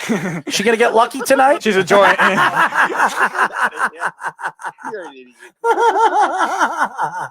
Anyways, the Cowboys. She is lucky, yes. What was the contract now? It was 4 years, $160 million. It could be up to 164 with incentives, and then $126 million guaranteed. And it's split where he gets $42 million in the first 3 years and then 34 in the last. Wow, over $40 billion, huh? Mm-hmm. Well, they needed to give him. They need to give the contract, but I mean, that's $42 million a year is a lot. Here's the problem with the Cowboys, and I've said this for years: they overpay and they overprice these players. But again, he's young, and it's only a 4-year deal. It's not like it's a 6-year deal. So I think the amount of years is good, but it's a lot of money. It's a lot of money. I like Dak Prescott. I still think they overpaid for him, but. Did they slightly? Maybe. But again, like I said earlier, Mike. But again, you look at the market rate, what's going around, and this was the market rate, around $40 million for a quarterback. So now when someone else becomes a free agent, it's going to be more than $42 million for somebody. But they did the right thing in a sense of paying paying Prescott rather than trading for Wilson, trying to make that big splash trade because Dallas needs a lot, and they can't afford to give that draft stock. They're already cash strapped as it is. Why not keep it going? Yeah, I know, but they are cap strapped now with making this contract. They were cash strapped before that. They but not as bad as you think. Yeah, but it still was bad enough considering how many holes they have on their roster. No, I understand. The holes that they have on the roster is on the defensive side of the ball, but it's still a lot of holes. That's my point. You still have to pay those guys or draft those guys. All right. So now they're in a good spot in the draft pick at drafting at number 10, so they can make a good splash too. They're gonna get a corner. That's what they're gonna do. That's their splash. Yeah, but like Errol said, with no college sports being played this year, there's gonna be a lot of surprises in the second, third, fourth round. But defensive players also generally can, because of scheme, still take a little while in comparison to offensive talents later in the draft. There's going to be a lot of steals in the second and third round. I'm just saying, from a track record of just drafts, most steals come on the offensive side in comparison to defense. So yeah, but I mean, the way the Cowboys drafted last year, they had one of the best drafts. Yes, they did. And by the way, Jimmy Jardine says Marcus May was tagged, and he says F my life. Okay, and I will say this, Jimmy. It's not a bad move because next week or a week and a half from now, he becomes a free agent, and then they could lose him to free agency. You tag him, and then when you figure out how you can contract him, I still think they're going to give him a contract. Right. They just need to protect their asset, and being that he is a free agent, they can lose him. He's an unrestricted free agent if they didn't tag him. So I think that was a good move by the Jets. Now I don't know if you guys know this. Anyone who's listening from the Weapons Hot, I know Jimmy is. I don't think Marcus May was ever upset with any contract stuff. No, either. So I don't think that's a big deal. No, I don't think he's going to get a lot of money. I mean, he's going to. I mean, my whole thing is, why does Russell Wilson want out of Seattle? Something has not to be right there. It's the offensive coaching line. staff and lack of offense. It's the offensive line. They have not built around him over the last couple of years. Russell Wilson's been running for dear life. So that's more on the organization. He's not happy with the organization the way it's going. Well, because they're not building around him. They have a chance to win. He's 33 years old. He wants to win now. He wants to win another Super Bowl. He's been to 2 of them. He's lost 1 of them. And he feels that this team is on the cusp of being something great, but they can't they can't bring the right offensive line help to help him grow and become the player that he believes he should be. And also he's seen the rest of the teams in that division really build good rosters. The Seahawks now have the worst roster in the division. Yeah, I know, but going back to the Cowboys, I kind of knew that Dak was their man no matter what. But I mean, coming off this injury, though, I'm just a little leery on the contract. I think the guaranteed $125 million, which is a record-breaking, that's a lot of money. But also, Dak Prescott, if you, let's say, Russell Wilson becomes available and you can get Russell Wilson, look what you would have to give up for Russell Wilson. I know that I know you have to give up a lot. A lot for him. Why would you do that when you have to me, a quarterback that can make the throws and do the things that you expect? And he's won in the playoffs. He's been successful in the playoffs. Yes, you're 100% right. He's been just as successful as Russell Wilson the last 3 years in the playoffs. It's odd. Go look at the numbers. The numbers don't lie. His numbers are just as good as Russell Wilson in the playoffs in the last 3 years. Yeah, I understand that, but for some reason the Cowboys just can never get over that hump, and I don't know what it is. Because they give up too many assets in instances where they need to improve in areas that, like the defense, that they should be improving in, and yet they tend to go either for flashy names or overloads at other positions, like they did with the offensive line for a while, like they did not. But the offensive line was one of the best in the NFL for years. Right, but I'm saying they really prioritize that area and their front seven on defense, but their secondary was always pretty bad for a while. Yeah, but now and then their receivers were bad. Now their receivers are good and their defense isn't. Yeah, but actually the defense was bad last year because they switched to the 4-3 instead of using the 3-4, which they were used to. But now they're going back to the 3-4. Yeah, but they've had other years of bad defenses too. I'm not saying it was as bad as this year, but I mean they have Quinn now, which he led Seattle to great defenses, so maybe he can change his defense. It helps, but again, they still have a lot of roster issues with that defense. Really, they don't, but I'm saying though they're going back to a defense that they were used to playing with under Marinelli. So now they're back to the 3-4. Well, they're going. I think that first of all they're going to a 4-3, aren't they? Well, they were a 4-3 already. No, they were a 4-3. They're going back to a 3-4. They're going to a 3-4, but not Dan Quinn. Dan Quinn's a 4-3. Dan Quinn is a 4-3. I heard no. He's playing 4. He's a 4-3 guy. He always was a 4-3. He's a 4-3 guy. No, but go read it. They're going back to a 3-4. If they're going back to a 3-4, that's not his strength. That's not Dan Quinn's strength. His strength is a 4-3. Okay. Seattle's defense when he was over there in Seattle was a 4-3. But why are they going back to a 3-4? I don't know. I don't know where you heard that, but his 5 years in Atlanta, they were a 4-3. His 3 years as defensive coordinator in Seattle, they were a 4-3. Very similar type of defenses. Yeah, but when I find that article, I'm going to show it to you. All right. I don't know where you're getting that from because he has you don't just change it after 10 years of defensive coaching. And that's why they brought him in, because they were playing the 4-3 and they weren't successful playing the 4-3. And everybody knows with the gaps and some of the deficiencies that the Cowboys have defensively, the 4-3 fits. When you have, everybody knows this. If you have bad corner play and you have bad secondary, you play the 4-3. It solidifies, it opens up the field for you to get to the quarterback. Yes, but why? I mean, they were good under the 3-4 with Marinelli, and now they were bad under the 4. It's injuries. So I think a lot of the problems with the Cowboys is the deficiency of injuries that they've had over the last couple. Don't forget though, Beeve, Marinelli wasn't a 4-3 guy, 3-4 guy the entire time he was there. It was only I think the first 3 years he was there. Then he also switched to a 4-3. Remember in 2016 too, and that was the best year their defense ever had. Recently, yes, in their 13-3 season, yes, it was. Yeah, but then he switched to the 3-4 again. I think in certain games, but not full time. He was really only a 3-4 mainstay the first 3 years he was there. But I heard they were going back to the 3-4, which didn't make sense to me. So it doesn't because it doesn't. They don't have enough interior depth, and it also will diminish the value of their linebackers if they have to use them as pass rushers more. I think that when you look at the Cowboys and you look at some of these teams, some teams are just too confident about where they are in free agency with the money that they have and the draft stock they have, aka the New York Jets, who really feel that they're far and above everybody else besides the Jacksonville Jaguars. The problem with the Jets and moving forward this offseason is the Jets have to make the right moves, just like a lot of these teams. I've been saying this about Cincinnati. Cincinnati needs to do that in protecting Joe Burrows, and you say the same thing with the Jets. They got to decide if Joe Douglas needs to decide if Sam Darnold's the guy. If Sam Darnold's the guy, what you need to do is build around the trenches, build around the offensive line. Make sure you solidify that offensive line this year, that nobody puts their fingers on Sam Darnold. Nobody. Well, that's why they should draft that offensive lineman. Well, again, here's the problem. I think that if the Jets decide to keep Sam Darnold, I trade down. I trade down and try to get as much draft stock as I possibly can, moving from 2 to 5 or 2 to 6 or 2 to 7. And you can get a lot back. You can get, if you move 2 to 8 from Carolina, do you know how much you can get back from them? You can get 3 first-round draft picks.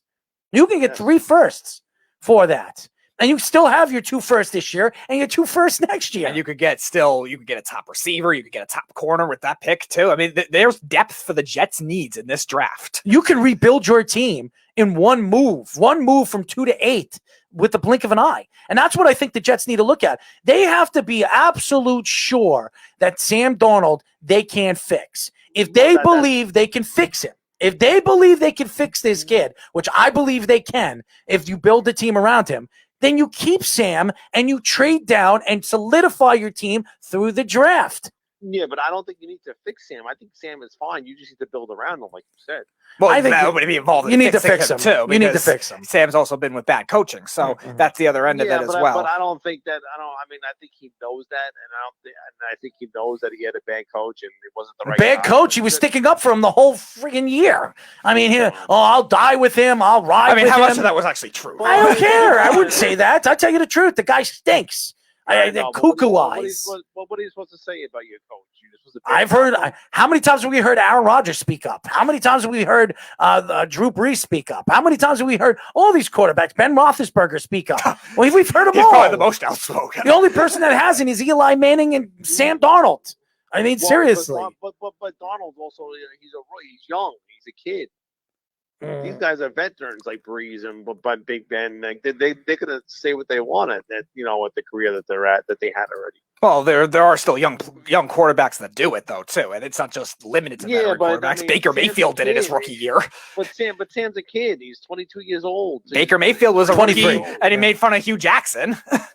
I think a lot of Jet fans. I will say this: a lot of Jet fans and a lot of fans out there, when a guy doesn't succeed in 3 years, you think he's washed up and he's not going to be any good. Yeah, but when you look at Sam's arm strength and the way he can throw the ball, and he's a pretty accurate passer too. I mean, the guy's got a lot of talent.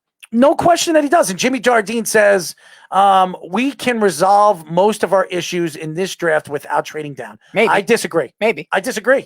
I disagree. I think the Jets have a lot of deficiencies. No, but Errol does have a point though. If you trade out of that too, you're going to get a lot more draft stock for that number 2 pick. And everybody keeps saying it's too big of a risk. How is it big of a risk? If you trade down right now and you solidify and you get 3 first-round, hold on, you get 3 first-round draft picks for Sam Darnold.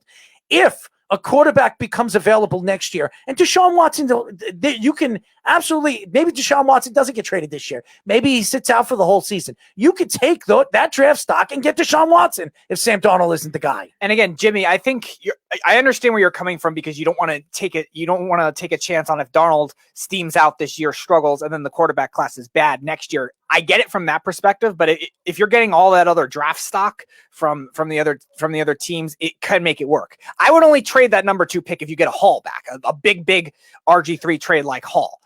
But I'm saying there's still opportunities because of the strengths of this draft for the Jets in terms of what they need. The talent still could be there too, and also like we're seeing all this offseason so far, there's going to be some surprise quarterback trades too. Oh, absolutely. So I don't think it's necessarily a terrible thing. I agree with you. They don't sell short on Darnold if that's the case. I don't.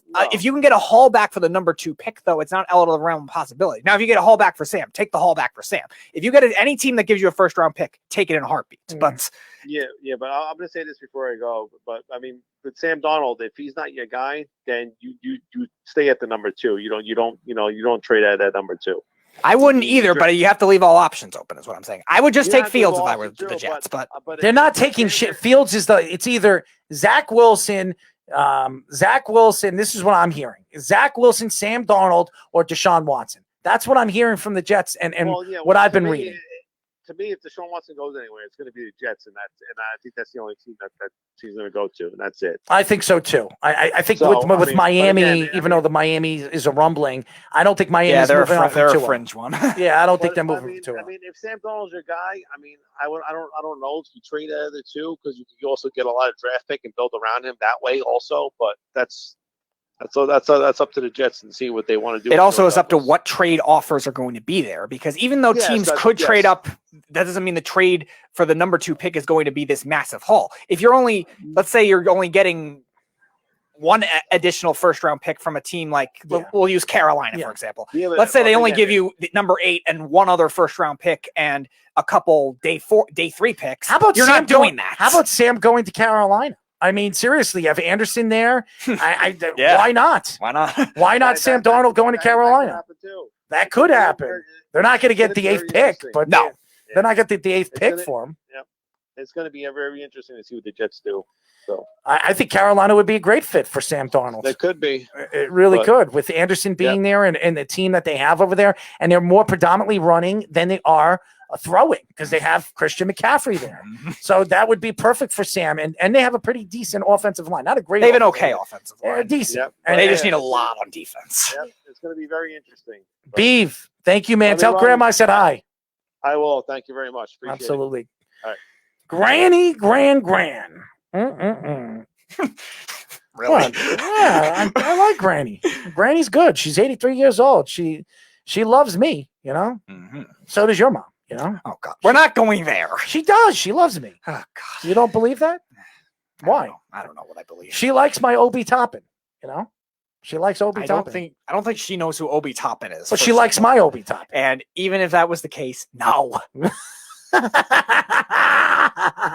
When we come back, the Brooklyn Nets make a move, and it really became the talk of the weekend for the All-Star weekend, which it was nothing to brag about. When we come back, Mr. Griffin has a new team, and he is going to the Big Apple. When we come back, I'm going to argue why this is a crock of you-know-what. Here on Down to the Wire. It's the Worldwide Sports Radio Network. Do current market conditions have you nervous? Our experienced team of financial professionals at Heritage Harbor Financial Associates understands that no 2 investors are alike. We all have different goals, needs, and appetites for risk. That's why the one-size-fits-all approach does not work, especially when planning for retirement. At Heritage Harbor Financial Associates, we analyze your unique investment style so that you can work toward your individual retirement goals on your terms. Heritage Harbor Financial Associates can help you take steps to reach your retirement goals by providing a wide array of financial products to fit your needs, even for the risk adverse. Give us a call at 631-331-6599 to learn more or to set up an appointment with one of our financial professionals. You can also find us on the web at hhfa.org or on Facebook at facebook.com/hhfa.org. Our number again is 631-331-6599. That's 631-331-6599. Investments in stocks, bonds, and mutual funds and variable annuities are not FDIC insured and are subject to fluctuation in value and market risk, including loss of principal. Heritage Harbor Financial Associates offers securities through AXA Advisors, LLC, New York, New York. Member FINRA, SIPC, annuity and insurance products offered through AXA Network, LLC. You're listening to the Worldwide Sports Radio Network. You're listening to Down to the Wire on the Worldwide Sports Radio Network.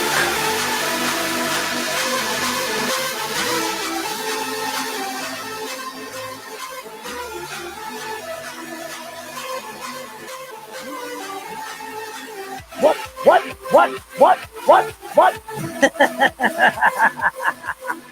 What's going on to the fans out there?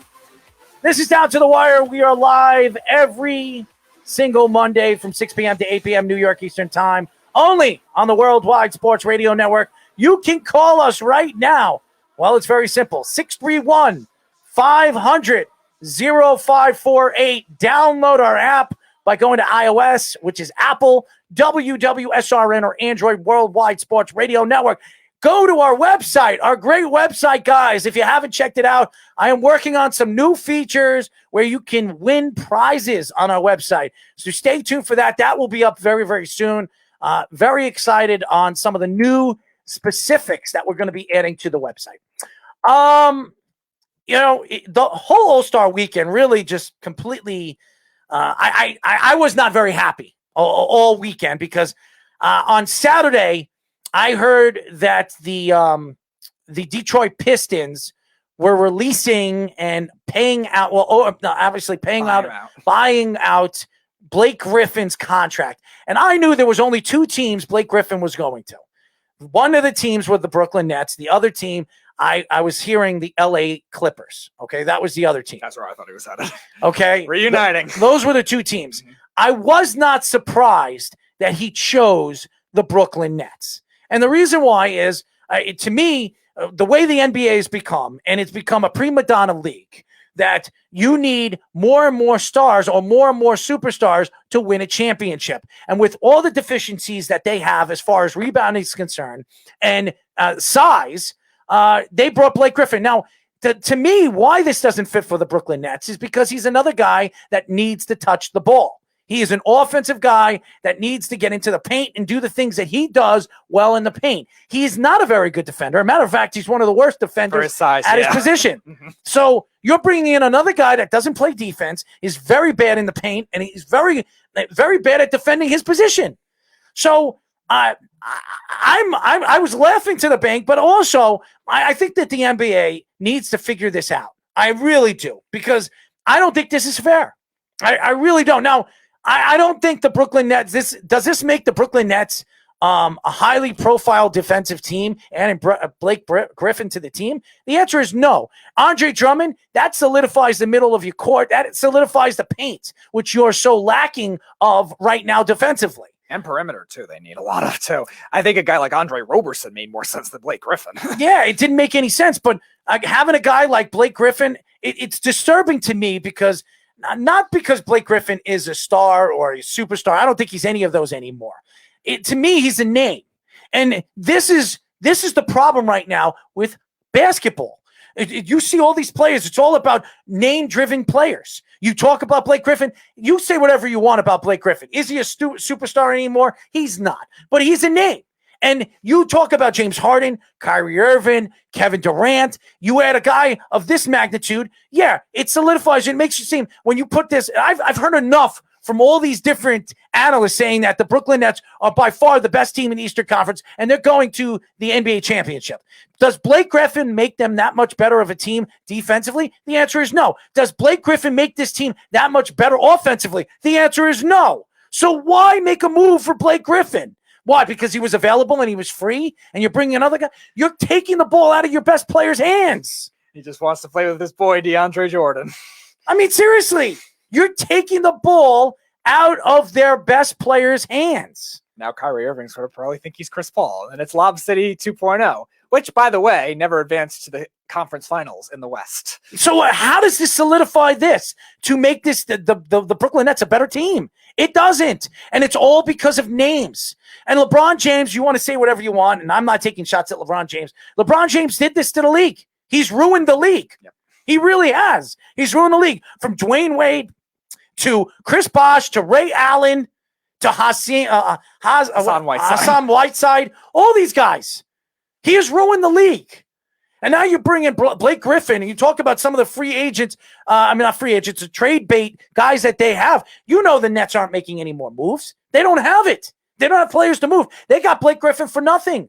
And that's what they do. And they think they're going to buy their way to a championship. But they're still not good enough to beat the Lakers if the Lakers get healthy with Anthony Davis. They're still not good enough to beat the Clippers or the Utah Jazz or even the Phoenix Suns.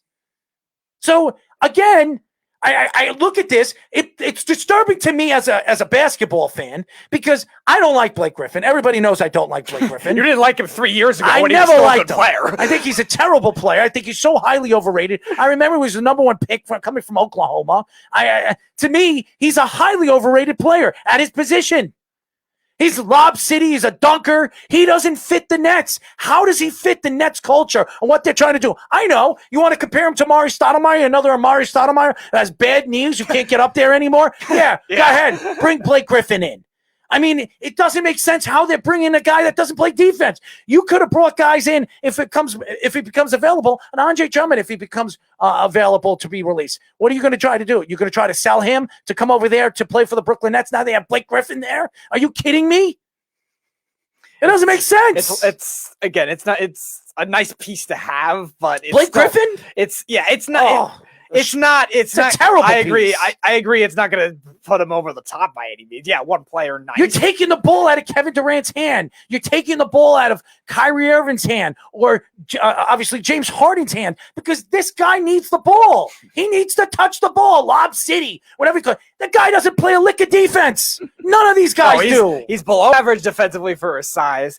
Yeah, he got a little better as a shooter and a passer. Terrible the move. last couple of years, but is it going to put him over the top definitively? No. Again, maybe they have to hope that those other teams are not Just healthy another like the name. Lakers. Yeah, it's another name. It's chemistry in a sense with DeAndre Jordan, but again, how much is DeAndre Jordan going to touch the ball? Barely anything. So again, he just wants to go with his friends. I think Blake Griffin fits better with the Lakers. He fits better with the Clippers. The Clippers, I thought, were the perfect one. Reunited with that team. They need a big man, definitively. And that would actually help them in terms of spacing inside and outside, where it'll improve Paul George and Kawhi Leonard's all-around game, too, where they could go inside as well, not just be stuck being defended outside without a lack of size. It's disturbing to me because I look at Blake Griffin. I'm not saying Blake Griffin's a terrible player. I'm not saying that. What you're deficient in is defense. When you go into the NBA playoffs, it becomes a half-court game. I say this over and over again, and you need to play defense. And this team has not one lick of it. They don't have any of it. Are you going to trust James Harden to defend his position? No. Are you going to trust Kyrie Irving to defend the point guard position? The answer is no. The best defensive player on this team is Kevin Durant, who's not even known as a defensive player. The only time Kyrie Irving ever played defense for a long stretch of time is when he was with the Celtics, when he was actually coached by a very good coach, which the Nets don't have. To me, none of this makes sense from what the Nets are doing. Now, are the Nets... Oh, we're going to have... Oh, look at this. Oh, God. There we go. Might as well put them on. What's going on, Eric? You're on live. What's going on, my friend? What's going on? What do you think of Sam Darnold, huh? What do you mean, what do I think about Sam Darnold? Many teams very interested in him. Well, we're actually talking about Blake Griffin, man, and Blake Griffin signing with the Nets. What were your thoughts with that? Do you think that was a good move? I don't like the Nets, man. I'm a Knicks fan. I think that the Nets is really starting to aggravate me because I just feel like you have this really great team with the New York Knicks, and I feel like the Knicks are always getting crapped on. It's horrible. Well, first of all, Blake Griffin going to the Nets, that wasn't the deficiency they needed to add in a trade talk, or even guys that are released. You need defense, and it made more sense to bring in a defensive player to fill in that role, not a guy that's going to demand the ball and want the ball when you have three superstars that demand the ball already. I think it was a terrible move by the Nets. They still will not win the NBA Finals this year. They won't. I don't think so either. I don't think they have enough defense, and they don't have enough to play against one of these top Western Conference teams. Even the Utah Jazz will wash them away in probably 5 or 6 games. And James Harden will still shoot themselves out of games at times. Absolutely. And James Harden has proven that he can't play in the playoffs. Right. So it's so interesting. I think that I'm excited for the Knicks. I think they're headed in the right direction. Mm-hmm. I think that you're going to see them in the playoffs, and I think that I don't think they're going to go far in the playoffs, but you know what? They're going to be somewhere where they haven't been in a while, and it's going to be I'm just happy and relieved that at least they're going in the right direction. Bradley Beal, do the Knicks make a move for him at the trade deadline? I don't know. I think that anything's up for grabs. I certainly hope they do. Would you trade Emmanuel quickly involved in that trade for a guy like Bradley Beal? Ooh, I don't know. You're going to have to give up one of those guys. You're going to maybe even two of those guys for a Bradley Beal. I know. You might have to give up a Knox, a Manuel Quigley, and somebody else, maybe a Robinson. Yeah, but and picks. But do you really want to do what the Nets did? You really want to take that young core and destroy it?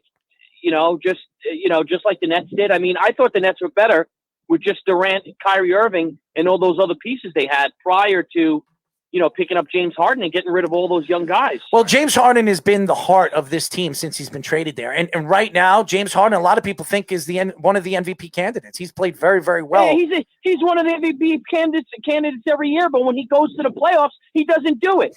Well, that's true, and that's my argument.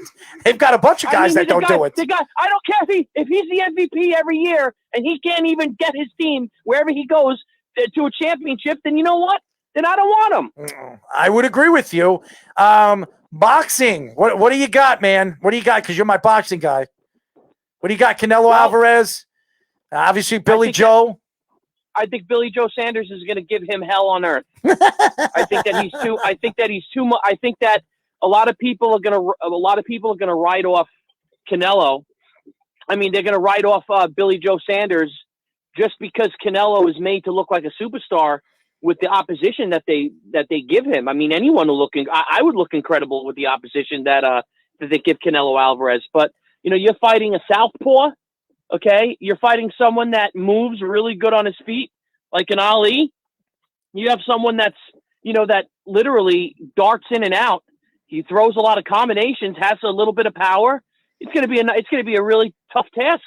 I think the only way that Canelo wins is either by knockout. I'm not saying he can't win by knockout, or the judges, generous, like they always do, give him a very generous decision.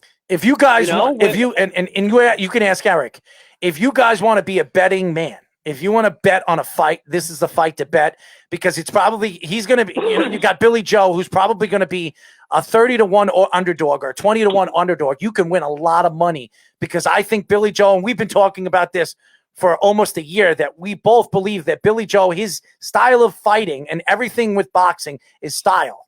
It's styles. So we believe that Billy Joe is going to beat Canelo Alvarez. Everyone is saying that this is the best boxer that Canelo Alvarez has faced since Lara and Mayweather. Mm-hmm. He has not faced a guy like this since Mayweather and Lara. I mean, Triple G was a great fighter. Don't get me wrong. We all think that. By the way, if you check your archives, I was on the show, and I told everyone for the first fight, the first meeting that they had, Triple G and Canelo, I said Canelo was going to win by robbery, and that's exactly what happened. You go check those archives. I said Canelo by robbery, and Triple G is supposed to win, and that's exactly what happened. But I think that this guy's got a great chance of beating Canelo. I think a lot of people are not giving him a shot. Well, but I'm telling you right. I'm telling you right now. There's only either Triple G, either Canelo is going to lose, okay, and the judges are going to do what's right, or Canelo's going to win and Billy Joe's going to get robbed. I mean, those are my two. I honestly think that since Canelo is the face of boxing, okay, no matter what, he's going to have the judges on his side. I mean, because boxing is corrupt. I'm happy with the UFC. I'm happy that we didn't see I'm happy we didn't see a robbery on Saturday night. Oh my God, that card was terrible. Absolutely terrible. That was a terrible card, but it was terrible. They needed you guys commentating that fight because those let me tell you, DC and Joe Rogan were horrible. They were they were talking about how Israel was up. Jan needed he needed a really great last round because he's down on the cards. I'm thinking to myself, what fight were they watching? I mean, I think you can make the argument. I think you can make the argument that Israel didn't win a round. You can make that argument because he didn't. Yeah, I don't think he did. He didn't. But anyway, back to Brooklyn. Doesn't matter what they do. They're not winning a championship. Okay, those guys. When the playoffs come around, okay, those guys are gonna. I mean, listen, Durant's a fantastic player. Fantastic. But between Kyrie Irving and James Harden, can they really play together and share the ball? I don't know. I don't know in a 7-game series if they can. So, I mean, is Kyrie Irving gonna like spaz out again and say that he's the, is he gonna start with his stuff again? Kevin Durant's injury prone. You never know what's going to happen. No, we don't. And that's why it's going to be so interesting. Eric, I'll call you right after the show, bud. You got it. All right, guys. Have a great one. Mr. Martini. He's my boxing guy, and he knows his stuff, man. He knows his stuff. If you two commentated a boxing match, I might actually watch. What, me and him? Oh, my God. He would dominate the conversation. He knows his stuff. He knows a hell of a lot more about boxing than I do. I believe it. I'm just saying it would be crazy. Yeah, it would be funny because we always argue. It would. We'd always argue, but he will dominate the conversation. He always does, and he knows his stuff. He knows a lot about basketball. He does, and he watches that. We argue about Steph Curry and Kyrie Irving and who we would take on our team and who would we build their team around. And I will say, and you would say neither. I wouldn't build my team around any of those guys. Honestly, I don't think both of those guys are the best point guards in the league. They're not. I think Damian Lillard is. I think Damian Lillard is the best point guard in the league, and I think he doesn't get the respect that he rightfully deserves. Yeah. You know what I mean? Being that he plays in Portland. If he played anywhere else, he played in LA, he played in New York, he played in a big city. Even if he played in Dallas with the Mavericks, he'd be a bigger superstar. Right. He just never gets the props that he deserves. Damian Lillard, whatever you go, Dame Dollar, whatever he calls himself, to me, he's the best point guard in the league. He just doesn't get the respect. But this Blake Griffin move is definitely interesting. I don't know if this puts the Nets where they thought they were going to be, and that is a championship. They're going to come out of the East. Everybody, it's going to be very, very hard not to pick them to come out of the East. I mean, maybe if the 76ers get Lowry from the Toronto Raptors, that could really put them and solidify them because they need a point guard. Yep. They need a guy that can move the ball at the perimeter. Even though Ben Simmons is a great player and he can do all those, Ben Simmons is probably better in the open court, maybe dominating in the paint the way he does. And because of his size and his ability, maybe moving him to the 2 instead of the 1. All over the place you could move. Yeah. He could play maybe besides the center. He could play probably every other position on the floor, and they can match up game plan for the Nets. Again, lack of size with now they're getting Blake Griffin. They have more quote unquote size, but lack of interior defense. They could put him as a 3 or a 4 and maybe make that work with Embiid. If they do get a Kyle Lowry who can facilitate, or even another veteran point guard like that, who could just focus on the passing end of it. And now that'll be interesting. Doc Rivers, who coached Blake Griffin and DeAndre Jordan, maybe that'll help them game plan for him. For those guys, there's nothing a game plan. These 2 guys, they're old, they can't jump anymore, and they're both washed up players. The guys that they'll know the instincts of it in terms of what they'll need to do, and then he could also focus on defending the other guys, the big 3. Well, I would put Joel Embiid on Kevin Durant because of size and ability, and Joel Embiid can compete and stick to Kevin Durant. I mean, he's just as fast as Kevin Durant is at his position. So you put Joel Embiid, you put Ben Simmons, on James Harden, which would be a huge disadvantage for the Nets. And then if you get a Lowry, you put Lowry on Kyrie Irving.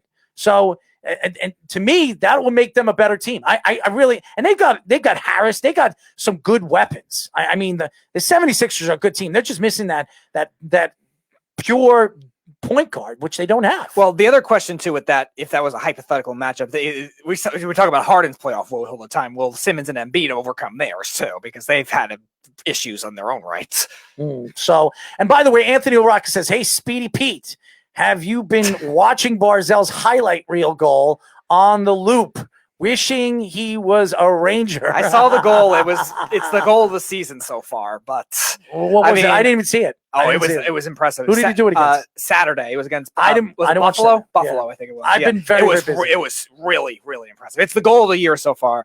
I'll give them all the credit on that. I don't know how much better. I mean, he'll make the Rangers better. I don't know how much better because offense is not their weakness, like we've been saying. They need a lot of defense. Well, Barzell, if the Islanders just gonna actually put a player around him, Barzell's he's one of the most talented players in the NHL. I mean, it's not saying that's coming from an Islander fan. If you want to say it because of an Islander fan, I'm saying that. Ask anybody that's watched this kid play. He's only 23 years old, and what he does with the puck is fantastic. He reminds me of a younger and more talented Alexei Kovalov. Alexei Kovalov, over the years, if anybody watched hockey, Kovalov was an unbelievable puck handler, and he could skate around anybody. And he's a lot bigger than Barzal. But Alexei Kovalov didn't have the ability of the two-headed monster that a guy like Matthew Barzal has. And pure speed. So. Yes. Well, Kovalov was fast. He was, but in terms of like pure speed skating, no, he's not. Barzal's the second fastest skater in the Barzal, NHL. in terms of recording, in comparison to other even past era guys, was one of the fastest that we've seen in the last 21st century. Yeah, well, Barzal is the second fastest player in the NHL, right behind Connor McDavid. So it's fantastic. And what you see, and the Islanders right now, you can't take shots at what the Islanders are doing. The Islanders are playing great hockey. They have one of the best defensive-minded coaches in the NHL, and the best coaches in the NHL. And you see what they're doing defensively. They're a good team. And team, when it comes to the NHL and winning a championship, you have to be a good all-around team. Right. You're not necessarily the best players, a great team.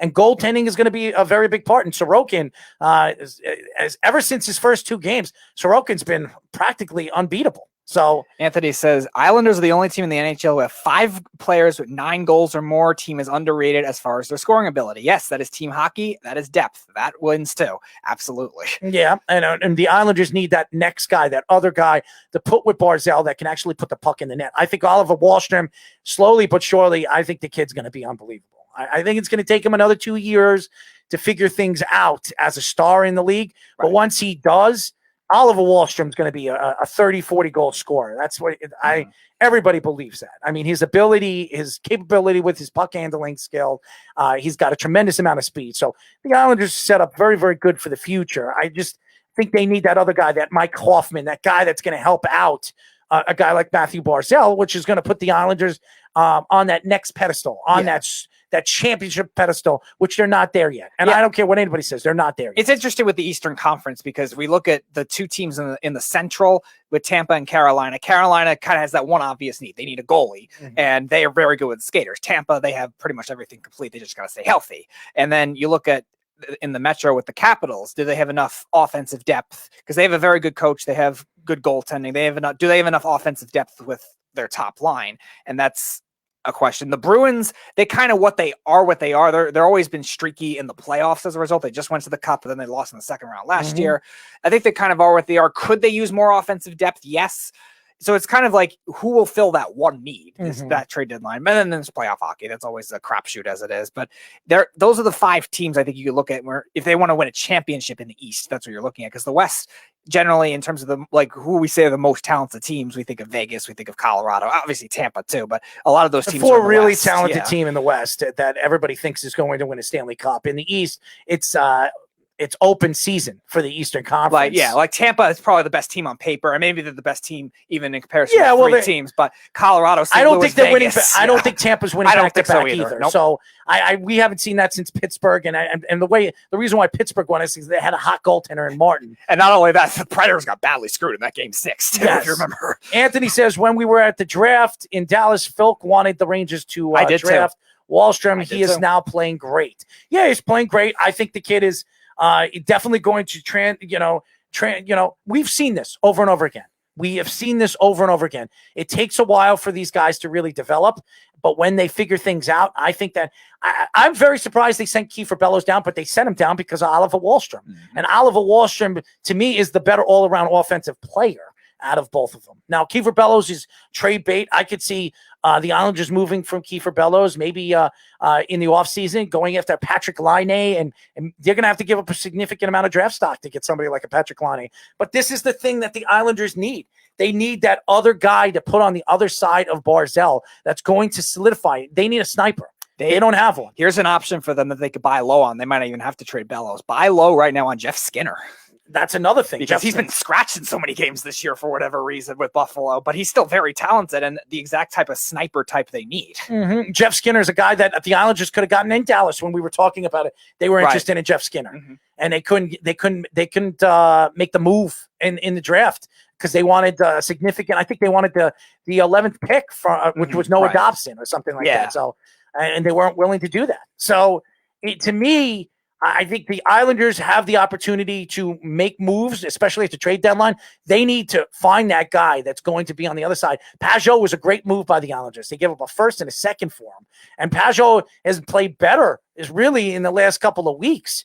He's been sensational. But Skinner, by the way, Anthony says Skinner 6 years left, $9 million for Skinner, only 1 goal, not touching that contract. But I think you could buy low because of the contract. The Islanders are, they're cash strapped. We understand that, but not next year. The value for Skinner that you're going to be able to get is very low, where you're not going to have to trade a lot of these top prospects in order to do that.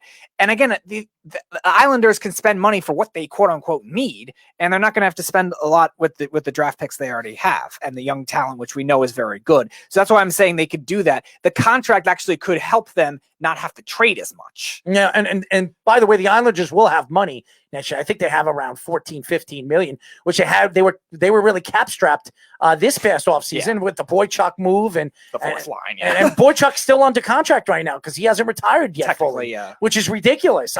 He's screwing the Islanders just as much as John Tavares did. I mean, seriously. I don't know if I go that far, but why not? I mean, that's $2 or $3 million off the board where they could have made a move maybe for a Mike Hoffman. I mean, he decided to stay on the cap, and it's affected the Islanders. It absolutely has. If Buffalo retained 50% and took back Ladd, then maybe. I mean, if the Sabres took back Ladd, I mean, we already think they're the dumbest organization in the NHL. That'll solidify them maybe as the dumbest organization. How much years do that? How many years does Ladd have left? I think this is the last one. It might be 2. I don't remember because it was. I think initially it was a 6-year deal. So I don't. Oh, remember. that was a cap strap and terrible contract. I don't remember what year it was that they did it in. So it's either 1 or 2 years left. But I'm pretty sure this is his last year. Regardless, if the Sabres take him on any which way, they're the worst organization in sports right he has now. 2 years left. 2 years. 2 years. So 2 years left. But next year, this is his 2 years left. So after this year, he has 1 year left. And what I would do with the Islanders, I would move our contract away. You can move that contract. $5.5 million. You can move it. Take on another contract. Move that contract and take on another contract. Take a 2-year contract from a guy that actually can put the puck in the net. That's what the Islanders need. A guy that can actually put the puck in the net, which has been a huge problem for them in the big game. And now everybody says, well, the Islanders are one of very few teams that have 9 players over 9 goals or more. That's fine. But they need a guy that's going to put the puck in the net when they need the puck in the net. Yeah. Which they only have 2 players that can do that. And make the defense game plan for somebody else. Pajot and Barzell. Those are the only 2 guys that I can honestly trust that they're going to open up the ice for those players. Anthony says Ladd, Parisi fell apart of the deadline last year. Couldn't make the money work. Why not Parisi now? Because Minnesota's contending, so I don't think they're going to do it now. Why Parisi? They sat him out. He was for one game. I don't know if they're going to do it for a long period of time. Not to mention, he's still the veteran leadership that a younger Minnesota team is going to need if they do end up making the playoffs, which they're, I think, 3rd in their division. So they should at the moment, but they're going to need that kind of leadership where I don't think they're going to end up doing that. Does it match? Does Ladd and Parisi match? No, Parise's is way bigger, but again, he's also more valuable for the contract. I think Parise's $8.5 million. How many years does he have left? 2? I want to say that, let's see, 2012. No, his contract was longer, so I think he still has 3. All right, so trade Ladd for the 3. And you bring in Zach Parisi. He's a goal scorer. He's a winger that you could put with Barzell. I know. The Islanders would be great if they did that. I'm just saying I don't know if Minnesota would do it. It's so interesting. If Parisi is making $7.5 million. So it's so interesting with the free agency market and in the offseason. Who are the free agents right now going into the offseason? NHL free agents. NHL free agency. I'll look at forward. You can look at everyone else. 2021. Free agency tracker. A lot of goalies. A lot of goaltending. That's why you're sorting as goalies. Let's go to left wingers. Let's go there. Update that. Left wingers. We have Alexander Ovechkin, which was rumored Taylor Hall, Henrik Zenneberg still getting paid. Wow. Brandon Saad.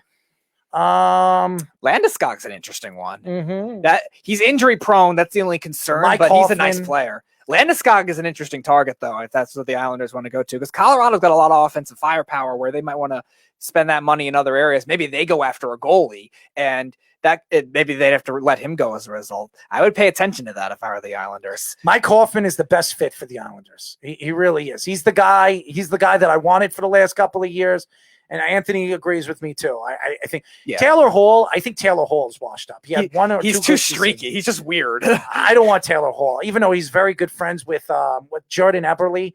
I don't want him. And he's too. Kyle Mary from the New Jersey Devils. That's another underrated one. He's a little older, but that's another underrated one for sure. I think Landeskog or Hoffman. If you want a young, like not durable, but consistent type winger for the next 6-7 years or something like that. Those are the two to look at. And Hoffman's been consistent. He's just, again, also has been injury prone too. He's a little older than Landeskog, but 30 years old. But he's arguably more talented and similar level overall. I want Mike Hoffman. I don't know if St. Louis is going to let him go. I think St. Louis will extend his contract at the end of the season, especially the season he's having right now. He has 7 goals and 11 assists. I mean, the guy right now, even with a short season, 50, how many games this year? 60 games? 56 games. He's probably going to score about 20 goals, 22 goals in a short season. So I can't see St. Louis giving away a offensive player that talented. I really don't. And they'll probably move contracts just to keep him. Yeah, looking at the right wings, a lot of those guys are older, so I don't know if you're going to want them. Maybe it's a 1-year deal, but a lot of those guys are. A lot of the guys are Marian Hossa, Marian Gaborik. I think they're better left wingers than they are right wingers. I think that's the areas they're going to have to look at. I mean, maybe one of these guys is a 1-year deal for leadership, but you can't expect them to be the same players that they were because a lot of these names are older. I think Landeskog or Hoffman are definitely the two guys to look at. How about Blake Cameron? Oh, Anthony says Philip Forsberg is the prize at this year's deadline. Ooh, that's an interesting one too, because Nashville has really struggled this year. Now, granted, he's regressed as a player from what he How much are you going to have to give up for Philip Forsberg? But he's also regressed the last couple of years as a player himself, where they might not be as big of a package to deal back. And they're going to want a first. They're going to want a first for Philip. They're definitely going to. Forsberg is a good player. He is. You put him with Barzal. Right. I'm trying to see if that might be worth it, though, is what I'm saying. For a late first round type pick, I think that could be worth it. But they're going to have to give up more than just a late first round draft pick. I know that, but I don't think it's going to be as big of a deal if that's where they end up going as a lot of people are anticipating. I will say this too with Forsberg, he's a little more well-rounded too than a lot of those other players that we've listed. As I think Landeskog and Hoffman as offensive talents are better, but Forsberg can win faceoffs. He's a much better defender than those two guys. That could be interesting too. Just you put him on the wing. First round. You put him on the wing with Barzal, and you have another really a legitimate center that you can maneuver from the wing position and the center position if need be. Right. But you're going to probably have to give Bolivier. You're going to have to give up one of your players. I likely want Bolivier in the deal. Yes, I sure. Think that, yeah. And Bolivier, it looks like he's going to be a player. He's going to be a player, but you're going to have to give away something to get something. Yeah. You know? And again, if they could do it without having to trade Beauvillier, that would be a bonus for them because Beauvillier, goal scoring wise, was the best one in the playoffs for the Islanders last year. Well, Pajot was. Second to Pajot, but both of them were insane. Yes. And Matthew Barzal, because he gets, there are teams that are just completely on top of him in the games because they know he's the best player on the ice when he steps on the ice. The only player that really stands out when you see against a guy like Matthew Barzal is Connor McDavid. You know, I've watched him play against the Rangers, and he was far and along the best player on the ice. Barzal, you're talking about with all the great weapons that the Rangers have, the great Panarin and Zibanejad, all these weapons that we saw, he was the best player on the ice. So Barzal is getting better and better as the years go by. I really didn't like that contract, and I think the Islanders are going to have a huge problem in a couple of years. They signed him to a three-year contract worth about $7 or $8 million. They should have extended that to 8 or 9 years, which they didn't have the money, and I think that's going to affect them. You wonder, though, also if maybe they're anticipating they're going to get that money shedded away from them at the end of all those bad Garth Snow contracts, where maybe Barzal was keeping that in mind in terms of, all right, I'll take this kind of discount for now, and then you'll pay me later type thing, and maybe negotiated with Lou Lamoriello, right, but maybe Barzal initially wanted more, and that's why he was holding out for a while too. So interesting. It's going to be. He said Ovechkin is highly unlikely. The opening of free agency to Barry Trotz Yeah, that's a possibility, Anthony. I think if he does leave Washington, I don't see him leaving Washington, but neither do I. That would be the only. Yeah, that would have happened. That It would be been the in only the team. off season. Yeah, it that would would have been the off only season. team. I don't think that's happening. I think would be a huge ticket sales for opening the Belmont next season. Absolutely. Listen, the Belmont is going to sell. It's going to sell. It's going to be one of the nicest places, one of the nicest arenas in the NHL. I've seen pictures of it. I see what they're building a mall around the stadium. It's going to be a very fun place to go, not only for the hockey fans, but the fans that like to go and check out and be a part of something bigger than what the game is. So it's going to be very, very interesting. Again, is it supposed to be a multi-purpose venue too? Yes. Like not just for hockey, no, but for other sports it's going to have too? concerts. Well, yeah, obviously. I was talking about other Concerts. sports too. I didn't know if there was any. I don't know. I'm sure the Long Island Dragons, the lacrosse team, will play there. I'm sure that they'll bring an AHL or a franchise AHL team over there. I mean, it would make sense over there, being that it's a big stadium. Maybe a basketball team. Who knows? I don't know. Maybe the Brooklyn Nets will play there a couple of games. A couple of games a year. Does their G League affiliate, the Long Island Nets, where do they play right now? I don't know. Okay, because maybe the Long Island Nets. Maybe that's an option too. Yeah. Very, very interesting. That's it for our show, ladies and gentlemen. Great show. Great content. I want to give a shout out to the Bee for calling up. Who else called up? We had Eric Martini calling up. All the fans that have been so gracious. Anthony LaRocca, Carl, all the guys that have been tuning in and really giving us their thoughts when it comes to our show. We Jimmy Jardine, CJ, and all the fans that listen to us around the country and around the world. Yeah, Phil LaRocca says Phil for Sarge straight up. Who wins that deal? I take Ashley. Really? I'll take Ashley because he can beat you with his fake leg. Woo! Shots fired by Anthony LaRocca. Anyways, Wednesday, Below the Mic. Stay tuned. As always, 6 p.m. A lot of sports to talk. A lot of great things to talk about. And by the way, Blake Griffin, that was a bad move by them, and it will smack him in the back of the head by the end of the NBA playoffs. Speedy, you have anything to say before we go? Stay tuned. We got a debut show tonight. The Fantasy Millionaires, Scott Simpson's show, will be debuting tonight at 10:30 p.m. Eastern time, 7:30 p.m. their time. They're in California. Stay tuned for their Washington. Oh, I'm sorry. All right, so it'll be 10:30 p.m. One is in Washington, one is in San Diego. Oh, okay. The other guy's in San Diego. Yes, all right. yes. That's what I thought it was. I thought both of them were California. My bad. Sorry, Scott, on that one. But stay tuned later tonight, the debut of their show at 10:30 p.m. Eastern time here on the Worldwide Sports Radio Network. Anthony says, Errol, quickly talk about airport argument with Phil in Houston. Oh, yes. Anders Lee, who he says Anders Lee is an overrated offensive player that he's not going to score more than, there are seasons that he doesn't score more than 20 goals a season. And he's at some point, I think at one point he said that me and Anthony are out of our minds. I remember them saying it on their show too. Yes, that we're out of our minds thinking that Anders Lee was a good player. Well, Anders Lee in the last couple of years has become the captain of the New York Islanders, helped the Islanders lead to the Eastern Conference Championship. Oh, and by the way, in the last couple of years, he's averaged almost 25 to 30 goals a season. So, Mr. Filk, by the way, he said Matthew Barzal is an overrated player too. So, again, another wrong statement. So then Mikey C said that too, though. No, Mikey C liked Matthew Barzal. He just said that he doesn't know how good Matthew Barzal was going to be. Maybe that might have been for fantasy then. Yeah, but Matthew Barzal is a special player, sensational player, and Philk is an idiot. So there we go. That's it for our show. We will be back on Wednesday. Until then, this is Errol Marks and the great tidy whitey man himself, Speedy Petey, saying good night, and we'll talk to you then. Good night, everybody. It's the Worldwide Sports Radio Network.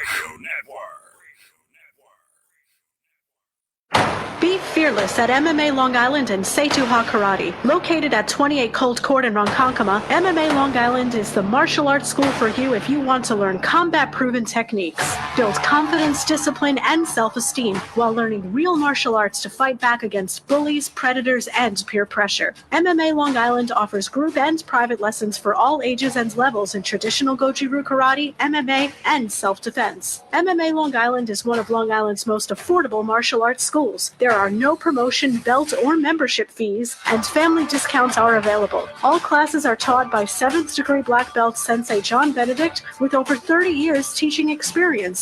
So whether you want to get in the ring or protect yourself and your family, MMA Long Island can help you reach your goals. Visit MMALongIsland.com. That's MMALongIsland.com or call or text 516-381-9660. That's 516-381-9660. Edward Lehman has been a trusted insurance advisor for over 16 years with insurance solutions for auto, home, commercial, life, and retirement. He's located at 54 Sunnyside Boulevard, Suite H in Plainview. That's just 1,000 feet south of 495. Local agent, local advice. The time to think about insurance is before you need it. So do yourself a favor and before you pay your next insurance bill, give Ed and his team a call, 516-935-3900, or visit him online at www.allstate.com/EL. Edward H. Lehman Insurance is your trusted insurance advisor.